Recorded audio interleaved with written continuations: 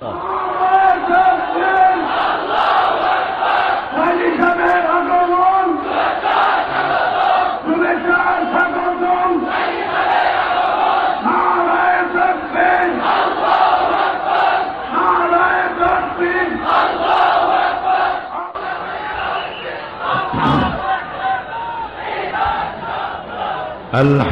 لله نحمده ونستعينه ونستغفره ونعوذ بالله من شرور أنفسنا ومن سيئات أعمالنا من يهد الله فلا مضل له ومن يضلل فلا هادي له ونشهد أن لا إله إلا الله وحده لا شريك له ونشهد أن سيدنا وحبيبنا ومولانا محمدا عبده ورسوله الذي أرسله بالحق بشيرا ونذيرا وداعيا إلى الله بإذنه وسراجا চট্টগ্রাম সমাজ কল্যাণ পরিষদ কর্তৃক আয়োজিত 5 দিন ব্যাপী তাফসীরুল কোরআন মাহফিলের 27তম বৎসর এর উদযাপন উপলক্ষে আজকে এই চতুর্থ দিবসে সম্মানিত সভাপতি, বিশেষ অতিথি ফজিলতুল শেখ হযরতুল আল্লাম আদ-ডক্টর আব্দুর রশিদ সাহেব, ফজিলতুল উস্তাদ আহমদ ফৌজি ইব্রাহিম, ফজিলতুল শেখ হযরতুল আল্লাম মুফতি সঈদ আহমদ সাহেব, হযরত উলামায়ে কেরাম, উপস্থিত বাংলাদেশের বিভিন্ন এলাকা থেকে আগত, পার্শ্ববর্তী দেশ থেকে আগত সম্মানিত ভাইরা, পর্দার আড়ালের মা এবং বোনেরা, সুপ্রিয় সাংবাদিক বৃন্দ, আসসালামু আলাইকুম ওয়া রাহমাতুল্লাহি ওয়া বারাকাতুহু। আমরা আল্লাহ সুবহানাহু ওয়া তাআলার দরবারে লাখো কোটি শুকর আদায় করি যে মহান আল্লাহ তাবারক ওয়া তাআলা আমাদেরকে কোরআনের মাহফিলে হাজির হওয়ার তৌফিক এনায়েত করেছেন। আমরা সকলে পড়ি আলহামদুলিল্লাহ। রব্বানা লাকাল হামদ হামদান কাসীরান তাইয়্যিবান মুবারাকান ফীহি ইয়া রাব্বি লাকাল হামদু কামা ইয়ানবাগি লিজালালি ওয়াজহিকা ওয়াজিমে সুলতানিকা। আমরা আমাদের মনিব, আমাদের রব, আমাদের খালেক, কুল কায়নাতের মালিক আল্লাহ সুবহানাহু ওয়া তাআলা শুকর আদায় করে নিলাম। তিনি দয়া করে আমাদেরকে কোরআনে কারীমের আজিম মাহফিলে শরীক হওয়ার তৌফিক এনায়েত করেছেন। আবারও বলি আলহামদুলিল্লাহ। আমি আসার আগে আপনারা অনেক বড় বড় আলেমদের মুখ থেকে গারা কাদার মালফুজাত আপনারা শুনেছেন। এখানে মামলাকাতুল আরাবিয়া সৌদিয়া মক্কা আল মুকাররমা থেকে জামিয়া উম্মুল কোরা বিশ্ববিদ্যালয় মক্কা আল মুকাররমার উস্তাদ হযরতুল শেখ আদ-ডক্টর আব্দুর রশিদ সাহেব আতালাল্লাহু আমরাহু ওয়া বারাকাল্লাহু ফি হায়াতি। তিনি আপনাদের সামনে বয়ান করেছেন ইন্টারন্যাশনাল ইসলামিক ইউনিভার্সিটি চট্টগ্রামের জন্য গৌরব। এ বিশ্ববিদ্যালয়ের সম্মানিত উস্তাদ ফজিলতুল উস্তাদ আহমদ ফৌজি ইব্রাহিম তিনি আপনাদের সামনে আলোচনা করেছেন। আরো ওলামায়ে কেরাম কথা বলেছেন, বিশেষ করে ফুরফুরা পীর সাহেবের মাদ্রাসা দারুস সালাম মিরপুর ঢাকা। এই বিশাল মাদ্রাসার মুহাদ্দিস, বুখারী শরীফ এবং আবু দাউদ শরীফ পড়ান, হাফেজে কোরআন মুফতি হযরত মাওলানা সঈদ আহমদ সাহেব অত্যন্ত সুন্দর আলোচনা আপনাদের সামনে করেছেন। আলহামদুলিল্লাহ। এসব আলেমদেরকে বেশি করে দাওয়াত দিবেন, হেদায়েতের কথা বেশি বেশি শুনতে পারবেন। যে কথার মধ্যে গল্পগুজব নাই, কে কোন জায়গায় ফু দিয়া গ্লাস ফাটায় ফেলাইছে, বাংলাদেশে বসে মক্কার কুত্তা তাড়াইছে, পুকুরে ফু দিয়ে আগুন জ্বালায় ফেলাইছে, এইসব হাবিজাবি ওয়াজ করে না। কোরআন আর হাদিস দিয়ে কথা বলেন, মানুষকে হেদায়েতের কথা শোনান। এইসব আলেমে দ্বীন এদেরকে দাওয়াত দিবেন, আল্লাহ হেদায়েত নসিব করে দিবেন। যেহেতু আপনারা অনেক কষ্ট করে আসেন, আবার রাত্রে ফিরে যেতে হয়, আর আমার সামনে সাবজেক্ট থাকে, বিষয় থাকে, সে বিষয়ের উপরে আলোচনা করে একটা সফল পরিণতির দিকে নিয়ে যেতে চাই। সেজন্যে একটু দেরি হলেও আমি গুছিয়ে বলতে চেষ্টা করব। বিমাশিয়াতিল্লাহ তাআলা বিইজনিল্লাহ। সুবহানাকা লা ইলমা লানা ইল্লা মা আল্লামতানা আলাইহি তাওয়াক্কালতু ওয়া ইলাইহি উনীব। তার কাছে সাহায্য কামনা করি। প্রথমে একটি সংশোধনী। এক ভাই আমাকে লিখেছেন, গতকাল মাহফিলে বন বিভাগের সমস্ত কর্মচারীগণকে একচেটিয়া দুর্নীতিবাজ বলে আখ্যায়িত করেছেন। এতে আমরা মর্মাহত, ভারাক্রান্ত, দুঃখিত। আমি কি তাই করেছি? হয়তো তিনি ভুল করেছেন বুঝতে। আমি বলেছি বিশাল বন বিভাগ আমাদের, এই বন বিভাগকে রক্ষা করার জন্য সরকার ফরেস্ট ডিপার্টমেন্টের নামে যে পরিমাণ কর্মচারী কর্মকর্তা দেওয়া প্রয়োজন রক্ষা করার জন্য ততটা দিতে সক্ষম হয়নি। এজন্য আল্লাহ কিছু গার্ড দিয়ে দিয়েছে। তারা কারা? বা এখন মানুষের মধ্যে যারা চাকরি বাকরি করেন, বেতন কম পান বলে কিছু ডাইনাব্যাহত হয়, উল্টাপাল্টা করেন। কিন্তু পাইকারি দরে বন বিভাগের সমস্ত অফিসার কর্মচারী অসৎ, এ কথা বোধহয় আমি বলিনি, বলেছি নাকি? যিনি লিখেছেন তিনি কষ্ট পেয়েছেন, আপনার কষ্টের জন্য আমিও দুঃখ প্রকাশ করছি। আমি ওই অর্থে বলি নাই যে অর্থ আপনি মনে করেছেন। পুলিশ বিভাগকে ঘুষের জন্য দায়ী করা হয়। পাইকারি দরে সমস্ত পুলিশ ঘুষ খায়? মোটেই নয়। আমি এমন এসপির কথা জানি, আমার পিরোজপুরে ছিলেন। তিনি আমাকে বলেছেন, সরকার আমাকে যে বেতন দেয় এই বেতন দিয়ে আমার হয় না, হালাল ভাবে আমার সংসার চলে না। তাই আমি আমার বউয়ের বাপের দেওয়া স্বর্ণ বিক্রি করে মুরগির ফার্ম করেছি, সেই ডিমগুলি বিক্রি করে হালাল খাইতে চেষ্টা করি। পুলিশের মধ্যে এরকম ভালো পুলিশ আছে, একজন দুইজন না, হাজার হাজার আছে। সুতরাং আমার দেশে আমরা গরিব হতে পারি, কিন্তু আমাদের দেশের মানুষ অনেক অনেক ভালো, আলহামদুলিল্লাহ।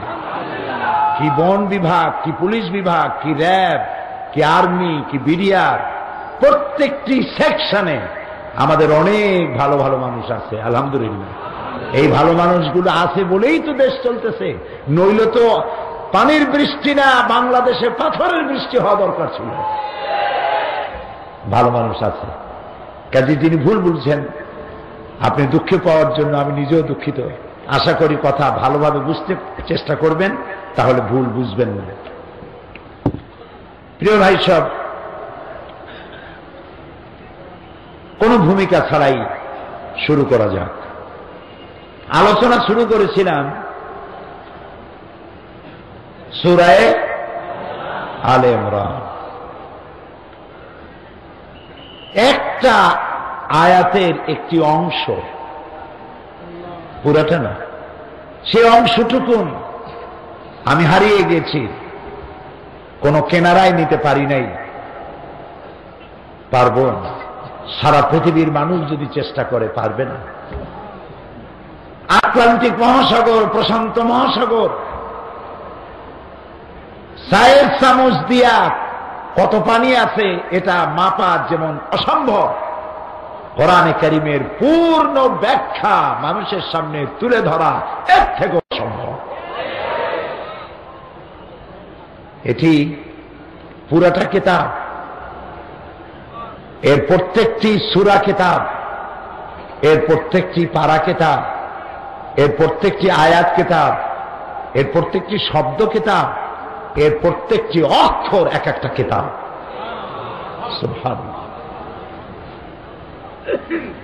এবং এই কিতাব দিয়েই আল্লাহ রাব্বুল আলামিন তার নবীর মাধ্যমে পৃথিবীতে শান্তি আর শান্তি প্রতিষ্ঠা করেছেন।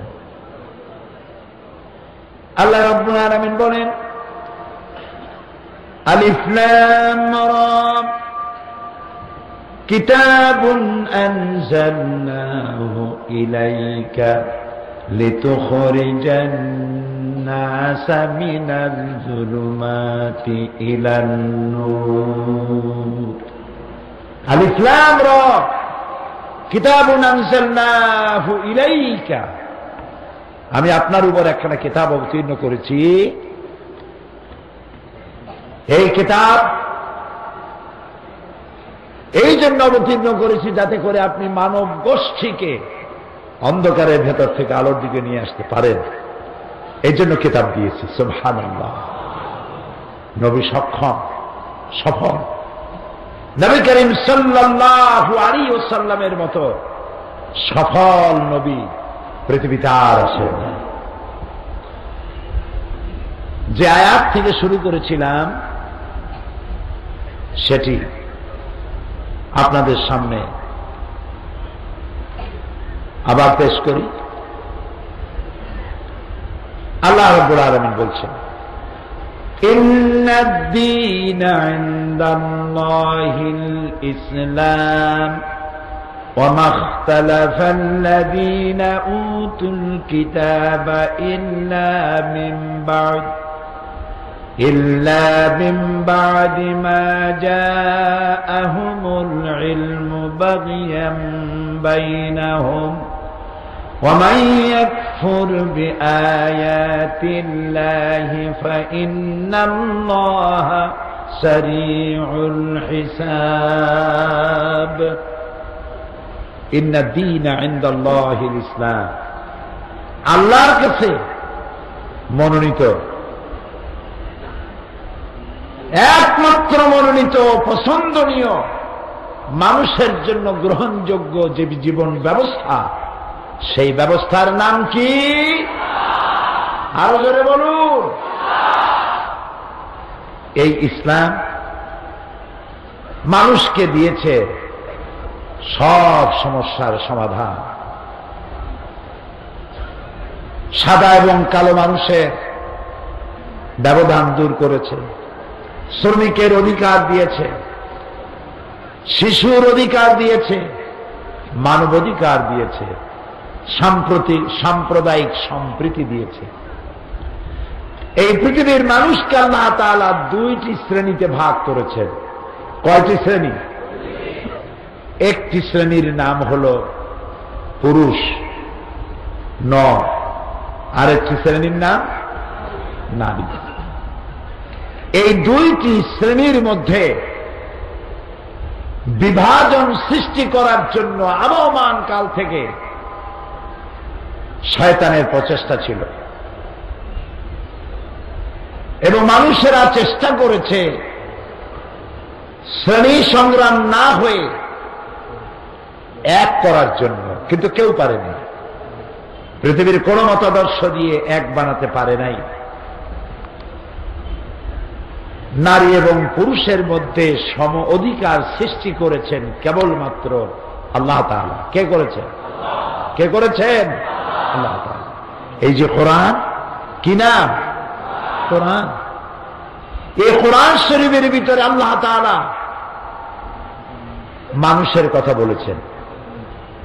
সেই মানুষের মধ্যে দুইটা শ্রেণী, একটা পুরুষ আর একটা নারী। মানুষের নামে ইন জেনারেল একটা সূরা নাজিল হয়েছে। সূরাটির নাম কি? আন-নাস। সূরাটি অনেক বড় না, ছোট্ট। এই মানুষের আরেকটা শ্রেণী হচ্ছে নারী। আরবিতে বলা হয় কি? এই সূরাটা ছোট না বড়? অনেক বড়। পুরুষের নামেও সূরা আছে, মহিলাদের নামেও সূরা আছে। এক শ্রেণীর তথাকথিত বুদ্ধিজীবী, এক শ্রেণীর তথাকথিত কবি সাহিত্যিক, কলামিস্ট, যারা নারী এবং পুরুষের মধ্যে যুদ্ধ বাঁধাতে চায়, এই কথা বলে যে ইসলাম নারীকে ঠকিয়েছে, আল্লাহ নিজেই পুরুষকে জিতায় দিয়েছেন আর নারীকে ঠকাই দিয়েছেন। নাউজুবিল্লাহ বলবেন না জোরে? অথচ নারী এবং পুরুষকে সৃষ্টি করেছেন কে? আল্লাহ তাআলা। আল্লাহর কাছে মর্যাদার দিক থেকে নারী এবং পুরুষের মধ্যে কোনো তারতম্য করা হয় নাই। দেখুন আল্লাহ তাআলা বলছেন, ইন্নাল মুসলিমিনা ওয়াল মুসলিমাতি ওয়াল মুমিনিনা ওয়াল মুমিনাত, নিশ্চয়ই মুসলমান পুরুষ এবং মুসলমান নারী, ওয়াল কানিতিনা ওয়াল কানিতাত, আনুগত্য স্বীকারকারী পুরুষ এবং আনুগত্যকারী নারী, ওয়াস-সাদিকিনা ওয়াস-সাদিকাত, সত্যবাদী পুরুষ এবং সত্যবাদী নারী, ওয়াস-সাবিরিনা ওয়াস-সাবিরাত, ধৈর্যশীল পুরুষ এবং ধৈর্যশীল নারী, ওয়াল খাশিঈনা ওয়াল খাশিআত, বিনীত পুরুষ এবং বিনীত নারী, ওয়াল মুতাসাদ্দিকিনা ওয়াল মুতাসাদ্দিকাত, দানশীল পুরুষ এবং দানশীল নারী, ওয়াস-সায়িমিনা ওয়াস-সায়িমাত, রোজা পালনকারী পুরুষ এবং রোজা পালনকারী নারী, ওয়াল হাফিযিনা ফুরুজাহুম ওয়াল হাফিযাত, যৌনাঙ্গ হেফাজতকারী পুরুষ এবং যৌনাঙ্গ হেফাজতকারী নারী, ওয়ায-যাকিরিনা আল্লাহ কাসীরান ওয়ায-যাকিরাত, অধিক আল্লাহ জিকিরকারী পুরুষ এবং অধিক জিকিরকারী নারী, আ'আদ্দাল্লাহু লাহুম মাগফিরাতান ওয়া আজরান আযীমা, আল্লাহ তাআলা এই উভয়কে আল্লাহ তাআলা পুরস্কৃত করবেন এবং তাদেরকে আল্লাহ তাআলা জান্নাত দান করবেন। এখানে আল্লাহ তাআলা পুরুষের কথাই শুধু বলেছেন, নারীর কথা বলেন নাই? বলেছেন না? পুরুষ ইবাদত করলে সওয়াব পাবে বেশি আর নারী ইবাদত করলে সওয়াব পাবে কম, এরকম কোন কথা আছে? আল্লাহ রাব্বুল আলামিন বলেন, মান আমিলা সালিহান মিন যাকারিন আও উনসা ওয়া হুয়া মুমিনুন ফালানুহইয়ান্নাহু হায়াতান তাইয়্যিবাতান ওয়া লানাজজিয়ান্নাহুম আজরাহুম বিআহসানি মা কানু ইয়ামালুন। আল্লাহ তাআলা বলেন, পুরুষ এবং নারীর মধ্যে যারা ঈমান আনবে এবং ভালো কাজ করবে তাদেরকে আমি পবিত্র জীবন যাপনের সুযোগ দিয়ে দিব, আর আমি তাদেরকে শ্রেষ্ঠ পুরস্কার দান করব, উভয়কে দিব। পুরুষ আর নারীর জন্য সওয়াব দানের ব্যাপারে পুরস্কারের ভিতরে কোনো তারতম্য করা হবে না। জান্নাতে নারী এবং পুরুষ উভয়ের জন্য, শুধু পুরুষ জান্নাতে যাবে আর মেয়ে লোক যাবে না, এটা ঠিক নয়। আল্লাহ রাব্বুল আলামিন বলেন, ওয়ামান আমিলা সালিহান মিন যাকারিন আও উনসা ওয়া হুয়া মুমিনুন ফাউলাইকা ইয়াদখুলুনাল জান্নাহ। আল্লাহ তাআলা বলেন, বেহেশতের মধ্যে যেই ব্যক্তি পুরুষ হোক আর নারী হোক, যেই মুমিন পুরুষ বা নারী, যারাই আল্লাহ তাআলার জন্য নেক আমল করবে, নেক কাজ করবে, ভালো কাজ করবে, আল্লাহ তাআলা তাদের সকলকে জান্নাত দান করে দিবে, সবাই জান্নাতে চলে যাবে। আজকাল এক শ্রেণীর বুদ্ধিজীবীদের কথা বলছিলাম, তারা পুরুষের সাথে মেয়ে লোকদেরকে যুদ্ধ বাধায় দিতে চায়। তারা বলে পুরুষ শাসিত সমাজ, নারীর অধিকার থেকে বঞ্চিত, সুতরাং পুরুষ শাসিত সমাজ থেকে নারীদেরকে উদ্ধার করে তাদেরকে আরো বেশি ক্ষমতা দিতে হবে। নারীর ক্ষমতা কিছু সীমাবদ্ধতা আছে, সমান আপনি বানাইতে পারবেন না। সমান বানানো কি সম্ভব? কখনোই না। কেমনে সমান বানাবেন? নারীর কাজ আলাদা, পুরুষের কাজ আলাদা, এই দুটি কাজকে একরকম বানানো হয় নাই। দুনিয়ায় যত নবী পাঠানো হয়েছে, একজন নবীকেও, নারীর মধ্য থেকে একজন নারীকেও আল্লাহ তাআলা নবী বানান নাই। তাদের মসজিদের ইমামত প্রয়োজন নাই, আযান দরকার নাই, ইকামত দরকার নাই। আমেরিকা এক জাহিল, এক মূর্খ মহিলাকে দিয়ে আমেরিকা এক মসজিদের ইমামতি করেছে। আযানও দিয়েছে একজন মহিলা, পিছনে নামাজ পড়ছে পুরুষেরা। কত বড় কবর মোড়া! তারা বলে কোরআন শরীফে কোন জায়গায় আছে মেয়ে লোকেরা নামাজের ইমামতি করতে পারবে না? হাদিস শরীফে কোন জায়গায় আছে ইমামতি করতে পারবে না? তাহলে পাল্টা প্রশ্ন করতে হয় যে কোন জায়গায় আছে যে করতে পারবে? সুতরাং এ ধরনের মিথ্যে কথা বলে নারীদেরকে পুরুষের উপরে খেপাইতে চায়। আর আল্লাহ কি বলেন? আল্লাহ তাআলা বলছেন নারী এবং পুরুষ পরস্পরের শত্রু না। কি? আল্লাহ তাআলা বলেন, ওয়াল মুমিনুনা ওয়াল মুমিনাতু বা'দুহুম আউলিয়াউ বা'দ ইয়া'মুরুনা বিল মা'রুফি ওয়া ইয়ানহাউনা আনিল মুনকার। মুমিন পুরুষ আর মুমিন নারী উভয়ের জন্য বন্ধু স্বরূপ। তারা পরস্পরকে ভালো কাজের আদেশ দেয় আর অন্যায় কাজ থেকে তাদেরকে ফিরায় রাখে, নামাজ প্রতিষ্ঠা করে, যাকাত আদায় করে এবং আল্লাহ এবং রাসূলের আনুগত্য করে। এই ধরনের কাজ যারা করে আল্লাহ তাআলা বলেন আমি অবশ্যই তাদেরকে কিয়ামতে পুরস্কৃত করব। সুতরাং নারী এবং পুরুষের মধ্যে ইসলাম কোন তারতম্য করে নাই, বরং মেয়েদের যে মর্যাদা আল্লাহ তাআলা দিয়েছেন কোরআন শরীফে, হাদিস শরীফে, আপনি চিন্তা করে কুল পাবেন। মেয়েদের কত মর্যাদা আমাদের সমাজের লোকেরা জানে না। বরং বারবার যদি কোন দম্পতির বারবার মেয়ে হয়, তাহলে সেই স্বামী শ্বশুর বাড়ি যাওয়া বন্ধ করে দেয়, পারলে অনশন ধর্মঘট করে, বউর সাথে কথা বলা বন্ধ করে দেয়। আচ্ছা আপনারা বলেন, যদি বউর বারবার মেয়ে হয়, পুত্র হয় না, সেজন্য কি বউ দায়ী? সেজন্য কি মেয়ে দায়ী? মানুষ যদি দায়ী হয় তাহলে শুধু মেয়ে লোকটাই দায়ী হবে কেন? বেটা তুমিও তো দায়ী। এই জন্য কোরআনে কারিমে আল্লাহ তাআলা বলেছেন, আমি কাউকে কন্যা সন্তান দেই, কাউকে পুত্র সন্তান দেই। শুনতেছেন? কাউকে কি দেই? কন্যা। কাউকে কন্যা সন্তান দেই, কাউকে পুত্র সন্তান দেই, কাউকে কন্যাও দেই পুত্রও দেই, কাউকে কিছুই দেই না।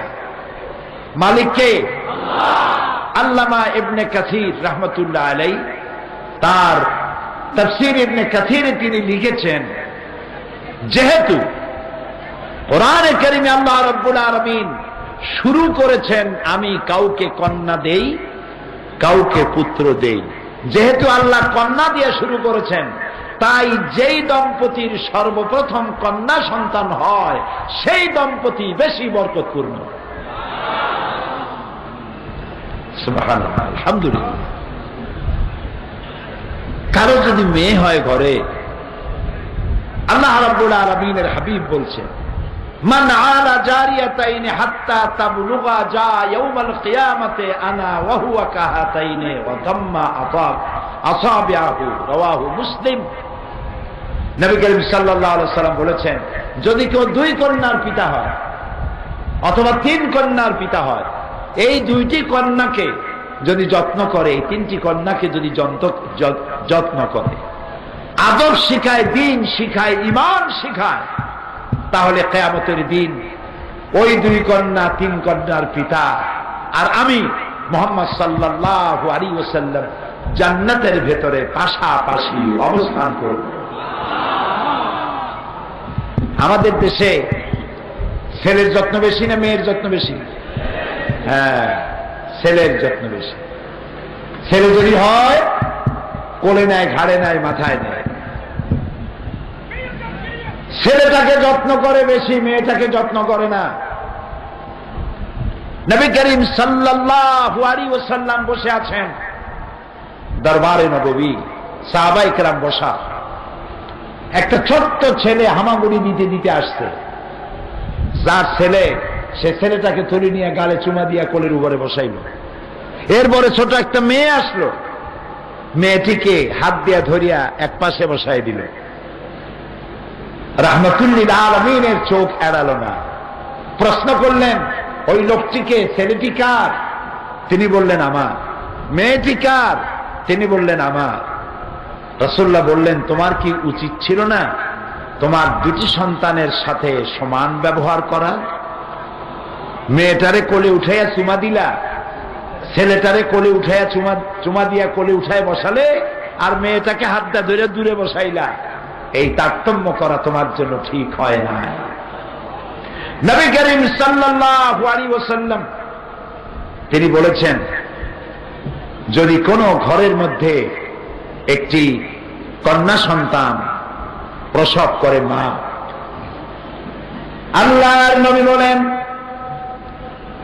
ওই ঘরের ভিতরে একটা রহমতের ফেরেশতা প্রবেশ করে আর বলে, আসসালামু আলাইকুম ইয়া আহলাল বাইত, হে গৃহের মালিকেরা,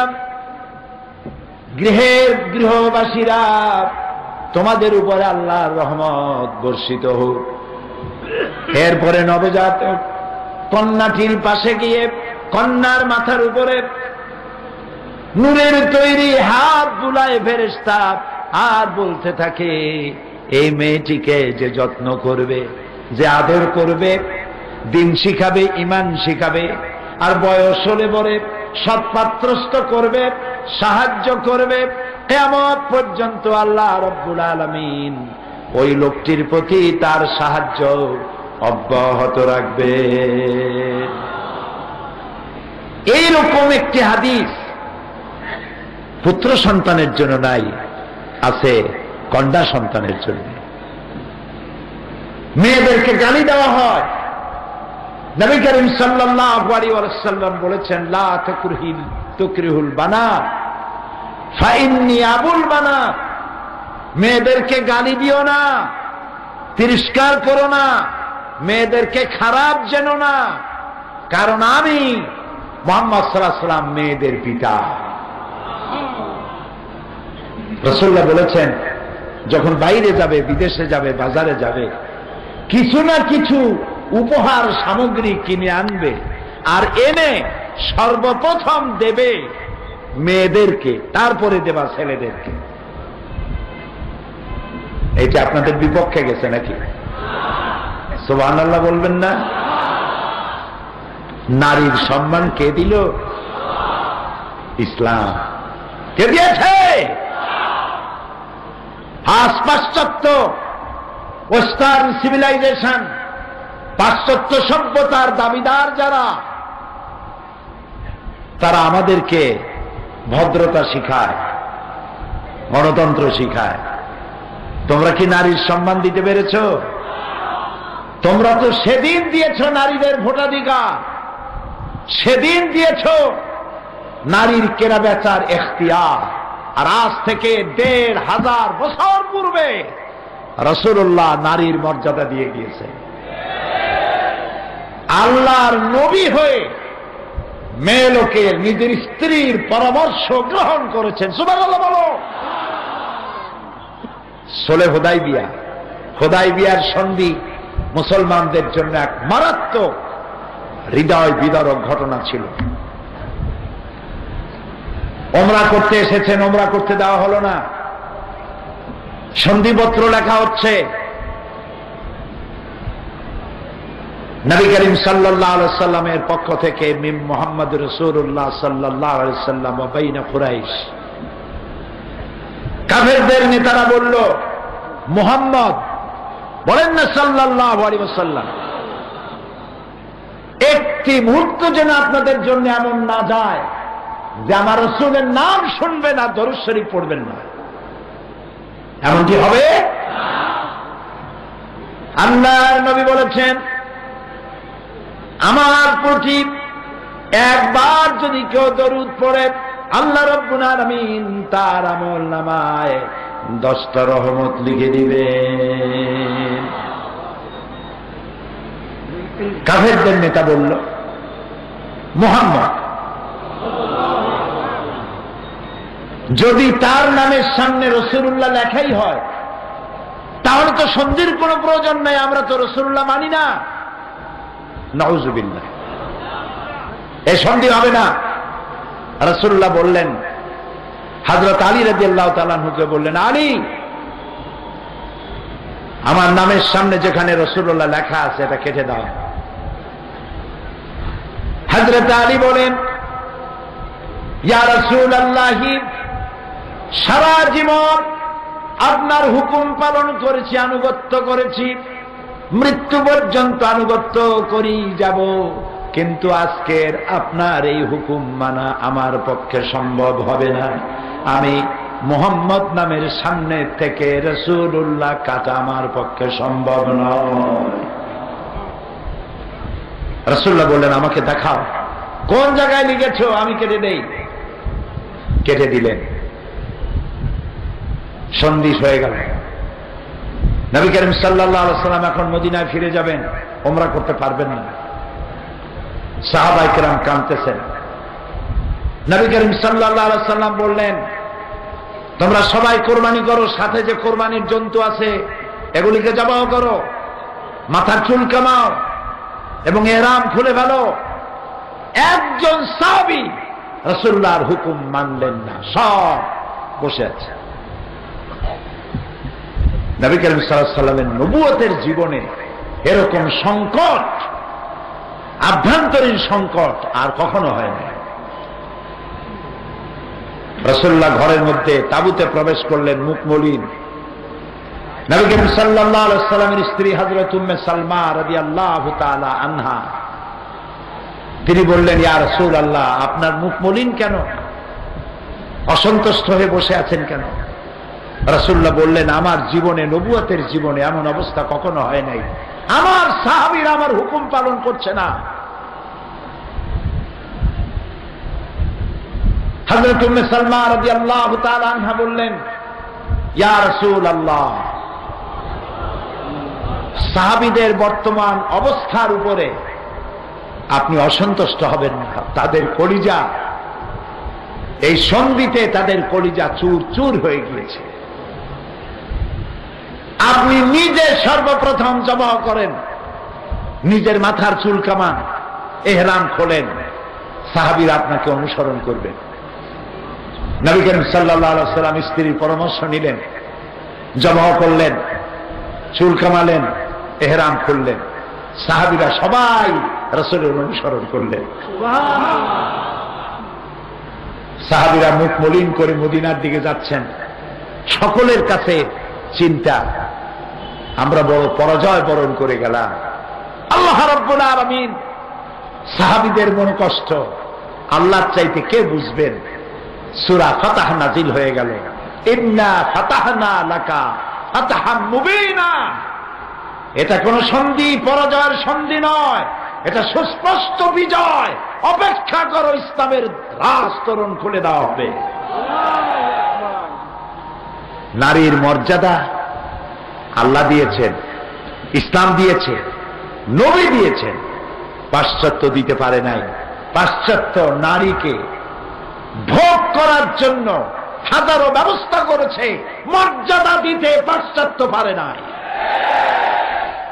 পাশ্চাত্যের চিন্তা, নারীর শরীরের কাপড় আর কত কমানো যায়, এটাই হচ্ছে তাদের প্রত্যেক দিনের চিন্তা আর গবেষণা। নিজেদের ব্যাপারে খুব সচেতন। ফুল প্যান্ট পরা, মোজা পরা, প্যান্ট দিয়ে জুতা ঢাকা, রাস্তা দিয়ে হেঁটে গেলে সুইপার লাগে না, ওর প্যান্টের কামি রাস্তা সারা। জামা গায়ে দিতে প্যান্টের মধ্যে ইন করা, এখানে আবার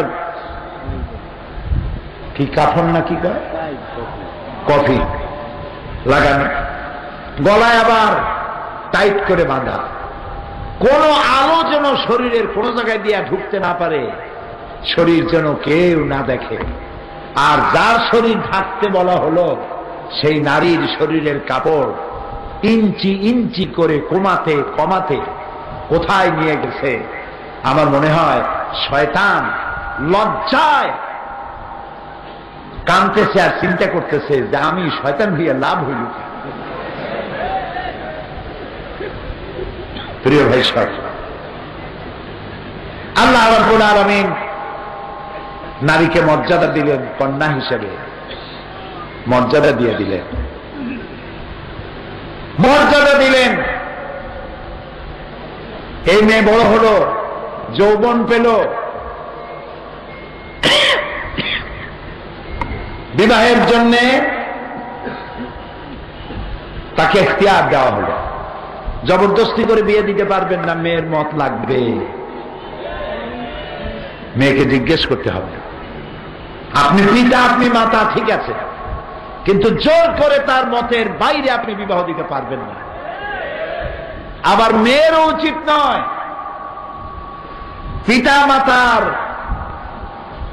পিতা মাতাকে না জানাইয়া মোবাইল দিয়া SMS করে বিয়ে করা,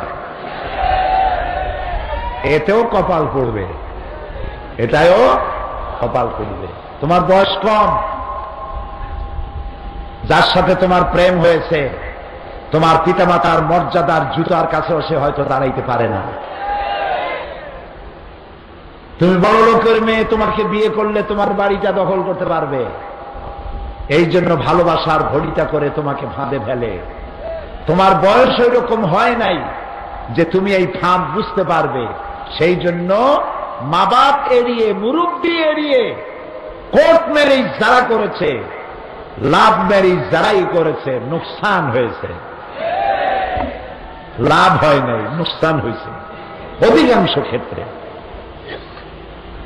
তবে নবী করিম সাল্লাল্লাহু আলাইহি ওয়াসাল্লামের সুন্নাত হচ্ছে নারী এবং পুরুষ উভয়কে দেখে নেবে, এবং কুপুতে কুপুতে মিল হতে হবে।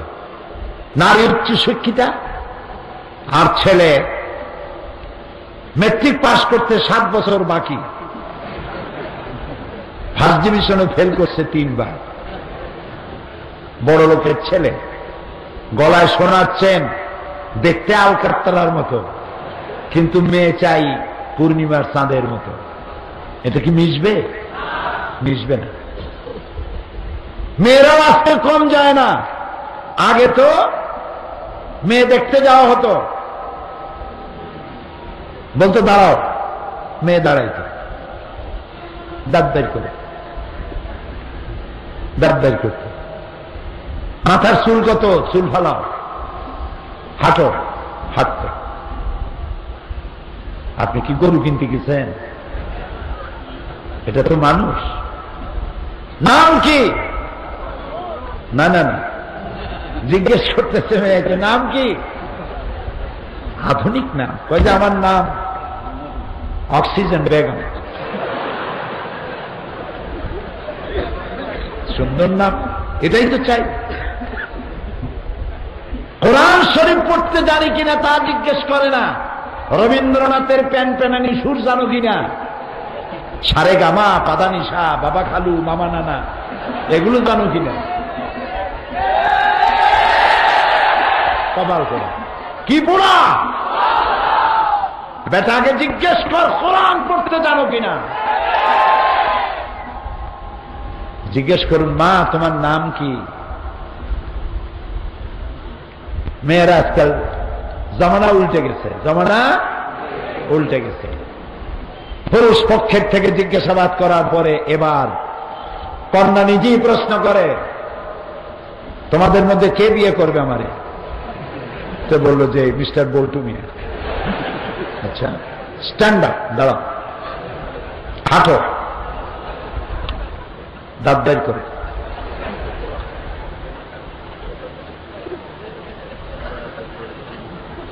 হাতে সিরিঞ্জ থেকে রক্ত নেবো, এইডস আছে কিনা দেখবো। যদি পছন্দ না হয় অ্যাবাউট টার্ন, বাড়ির দিকে ডবল মার, যা। সমান অধিকার। যদ্দূর পানিতে নামবেন অদ্দূর ভিজবেন। ইসলাম বলেছে উভয় উভয়কে দেখে নেবে, সুন্নাত, অধিকার সমান। কিন্তু ছেলে আর মেয়ে দুজন এক রুমের মধ্যে দেখা সাক্ষাৎ করবে না, সেখানে মুরব্বী কেউ থাকবে, তারপরে একে অপরকে দেখে নেবে। রাসূলুল্লাহ বলেছেন হতে পারে তোমার চোখে আল্লাহ তাকে ভালো লাগায় দিতে পারেন, এবং দোয়া করতে হবে প্রত্যেকটি অবিবাহিতা মেয়েকে যে আল্লাহ তাআলা একটা চরিত্রবান যুবক ছেলে আমার জন্য, একজন দিনদার ইমানদার স্বামী আমাকে দিও। আর অবিবাহিত যুবকদেরকে দোয়া করা উচিত, আল্লাহ একটা সালেহা, নেককারিনী, সতীত্ব, সতীসাধ্বী একটা ভালো মেয়েকে আমার স্ত্রী হিসেবে তুমি আমাকে দিও। কেননা দুনিয়া কুল্লুহা মাতাউ ওয়া খায়রুল মাতাউদ দুনিয়া ইমরাতু সালেহা। রাসূলুল্লাহ বলেছেন দুনিয়ার সব সম্পদ, এর মধ্যে শ্রেষ্ঠ সম্পদ হলো সতীসাধ্বী, নেককারিনী স্ত্রী। সুবহানাল্লাহ। নবী করিম সাল্লাল্লাহু আলাইহি ওয়াসাল্লাম তিনি বলেছেন যেইভাবে দেখা সাক্ষাৎ করে নিয়ে তারপর বিবাহ বন্ধনে আবদ্ধ হবে। এখন আল্লাহ বলছেন অমিন আয়াতিহি আন খালাকা লাকুম মিন আনফুসিকুম আজওয়াজান লিতাসকুনু ইলাইহা ওয়া জাআলা বাইনাকুম মাওয়াদ্দাতান ওয়া রাহমা। আমি তোমাদের থেকে তোমাদের জোড়া সৃষ্টি করেছি, আর তোমাদের পরস্পরের মধ্যে আমি ভালোবাসার সৃষ্টি করেছি, আর এরপরে তোমাদের মধ্যে সহৃদয়তা আর করুণার সৃষ্টি করে দিয়েছি। ভালোবাসা কে দিলেন? আল্লাহ তাআলা। ভালোবাসা কথা স্বামী এবং স্ত্রীর মধ্যে ভালোবাসা, এটা আল্লাহর নিয়ামত। এটা কি নিয়ামত?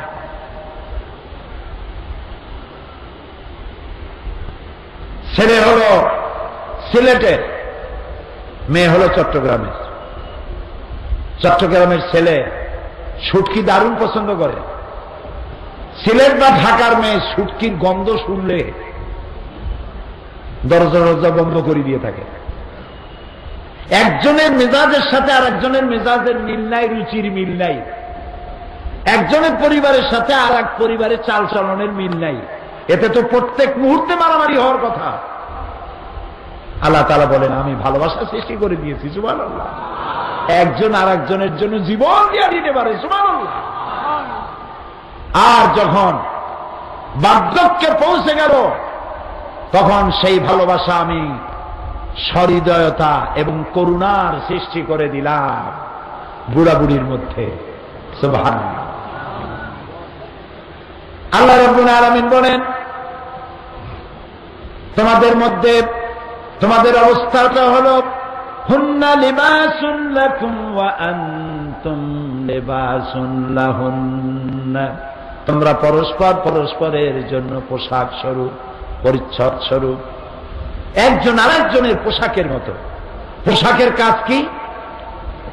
ঠান্ডা থেকে শরীরকে বাঁচানো, শরীরের আয়েবকে ঢেকে রাখা, দোষকে ঢেকে রাখা। স্বামী স্ত্রী পরস্পর পরস্পরের আয়েবগুলি, দোষগুলি ঢেকে রাখবে। জামা কাপড় যেমন শরীরের সাথে মিশে থাকে, স্বামী স্ত্রী পরস্পর ভালোবাসা দিয়ে পরস্পরের সাথে মিশে থাকবে, এটা আল্লাহ তাআলা চান। ওয়াশিরুহুন্না বিল মারুফ, আর সেই স্ত্রীদের সাথে সদ্ব্যবহার করো। কে বলছে? আল্লাহ তাআলা। দেখবেন যেই সংসারে স্বামী স্ত্রীর ভালোবাসা নাই, কাউকে না কাউকে স্যাক্রিফাইস করতে হবে। স্বামীর মেজাজ 100 ডিগ্রি, স্ত্রীর মেজাজ 1000 ডিগ্রি। এখানে তো প্রতি মুহূর্তে ফায়ার হবে, ঠিক কিনা? কাউকে না কাউকে স্যাক্রিফাইস করতে হবে, এবং স্যাক্রিফাইস পুরুষেরই বেশি করতে হবে। রাগ করতেছেন নাকি? কারণ হচ্ছে নবী করিম সাল্লাল্লাহু আলাইহি সাল্লাম একবার উঠে চড়ে যাচ্ছিলেন, তো উঠে চড়ে যাওয়ার সময় উট চালকরা গান গায়, সেই গানের তালে তালে উট চলতে থাকে। রাসূলুল্লাহ বললেন উটের চালককে আস্তে চালাও, কারণ উটের পিঠের উপরে কাঁচ আছে। কাঁচ বোঝেন কি? গ্লাস, কাঁচ। মহিলা ছিলেন, রাসূলুল্লাহ মেয়েদেরকে কাঁচের সাথে তুলনা করেছে। কাঁচ ঠোকা লাগলেই ফেটে যায়, ভেঙে যায়। তাদের মনটা নরম এবং ক্ষণভঙ্গুর, অল্প কথায় বিগড়ে যায়। সারা জীবন ভালো শাড়ি দিচ্ছেন, একদিনের শাড়িটা খারাপ হয়ে গেছে, হয়তো বলেই ফেললো তোমার সাথে বিয়ে হওয়ার পর একটা ভালো শাড়ি আমি জীবনে পাইলাম না। অবশ্য চিটাগং এরকম বলে না। সারা জীবন মধুর সম্পর্ক, একদিন ঝগড়া লাগলো, বলেই ফেললো তোমার ঘরে এসে জাহান্নামের জীবন যাপন করলাম, একটু ভালোবাসা দিতে পারলা না, খালি ঝগড়া করো। ঝগড়া জাতি মাঝে মধ্যে একটু হওয়া খারাপ না। রাত দিন 24 ঘন্টা যদি পোলাও কোরমা খায় পেটে অসুখ হবে। মাঝে মধ্যে একটু মন খারাপ, একটু মান অভিমান হলে পরে, তারপরে যখন মিলমিশ হয়, সুবহানাল্লাহ, মধুর সম্পর্ক। হযরত আয়েশা রাদিয়াল্লাহু তাআলা আনহা, রাসূল আমার জীবনের, তার পারিবারিক জীবন, তার ব্যক্তি জীবন, পরিবারের জীবন, সমাজের জীবন, সবটা বিশ্ববাসীর আদর্শ। লাকাদ কানা লাকুম ফি রাসূলিল্লাহি উসওয়াতুন হাসানাহ। শয়তানেরা কার গায়ে আঘাত দিয়েছ? ডেনমার্ক। কার গায়ে আঘাত দিয়েছ? ইটালি, ফ্রান্স, বুলগেরিয়া, যুক্তরাষ্ট্র। কার গায়ে আঘাত দিয়েছ? তোমাদের মধ্যে মানবতা, সততা যদি কিছু থাকে, তা সবটা রাসূলুল্লাহর শিক্ষা, বাইরের থেকে কিছু আসে নাই।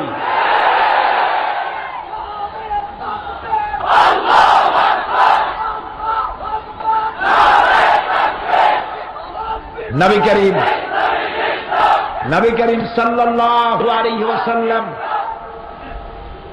স্ত্রীদের সাথে মনোমালিন্য হয়েছে। হযরত আবু বকর রাদিয়াল্লাহু তাআলা আনহু বলেন, তিনি শুনতে পেলেন হযরত আয়েশার বড় আওয়াজ, রাসূলুল্লাহর সঙ্গে ঝগড়া হচ্ছে। উচ্চস্বরে কথা বলছেন। তিনি ভেতরে চলে গেলেন, বললেন, আয়েশা তুমি আল্লাহ রসুলের সাথে এইভাবে কথা বলো, থাপ্পড় দিয়ে আগায় নিয়ে গেছেন। রাসূলুল্লাহ সাল্লাল্লাহু আলাইহি ওয়াসাল্লাম হযরত আয়েশাকে ধরে নিজের পিঠের পিছনে নিয়ে গেলেন। হযরত আবু বকর রাদিয়াল্লাহু তাআলা আনহু চলে যাওয়ার পর রাসূলুল্লাহ মুস্কি হেসে বললেন, আয়েশা দেখলা কেমনে তোমার আজকে আমি বাঁচাই দিলাম। সুবহানাল্লাহ বলতে ইচ্ছে করে। আরে সারা পৃথিবীর মুসলমানেরা, গোটা বিশ্ব যদি তাদের কলিজা ছিঁড়ে রাসূলুল্লাহর কদম মোবারকে ছেড়ে দেয়, ঋণ শোধ হবে না। হযরত আয়েশার বয়স কত? 7 বছরে বিয়ে হলো। 9 বছরের সময় রাসূলের ঘরে আসলেন, ছোট ছোট পুতুল নিয়ে আসতেন। পুতুল খেলাও তখন তার যায় নাই, পুতুল নিয়ে খেলা করে।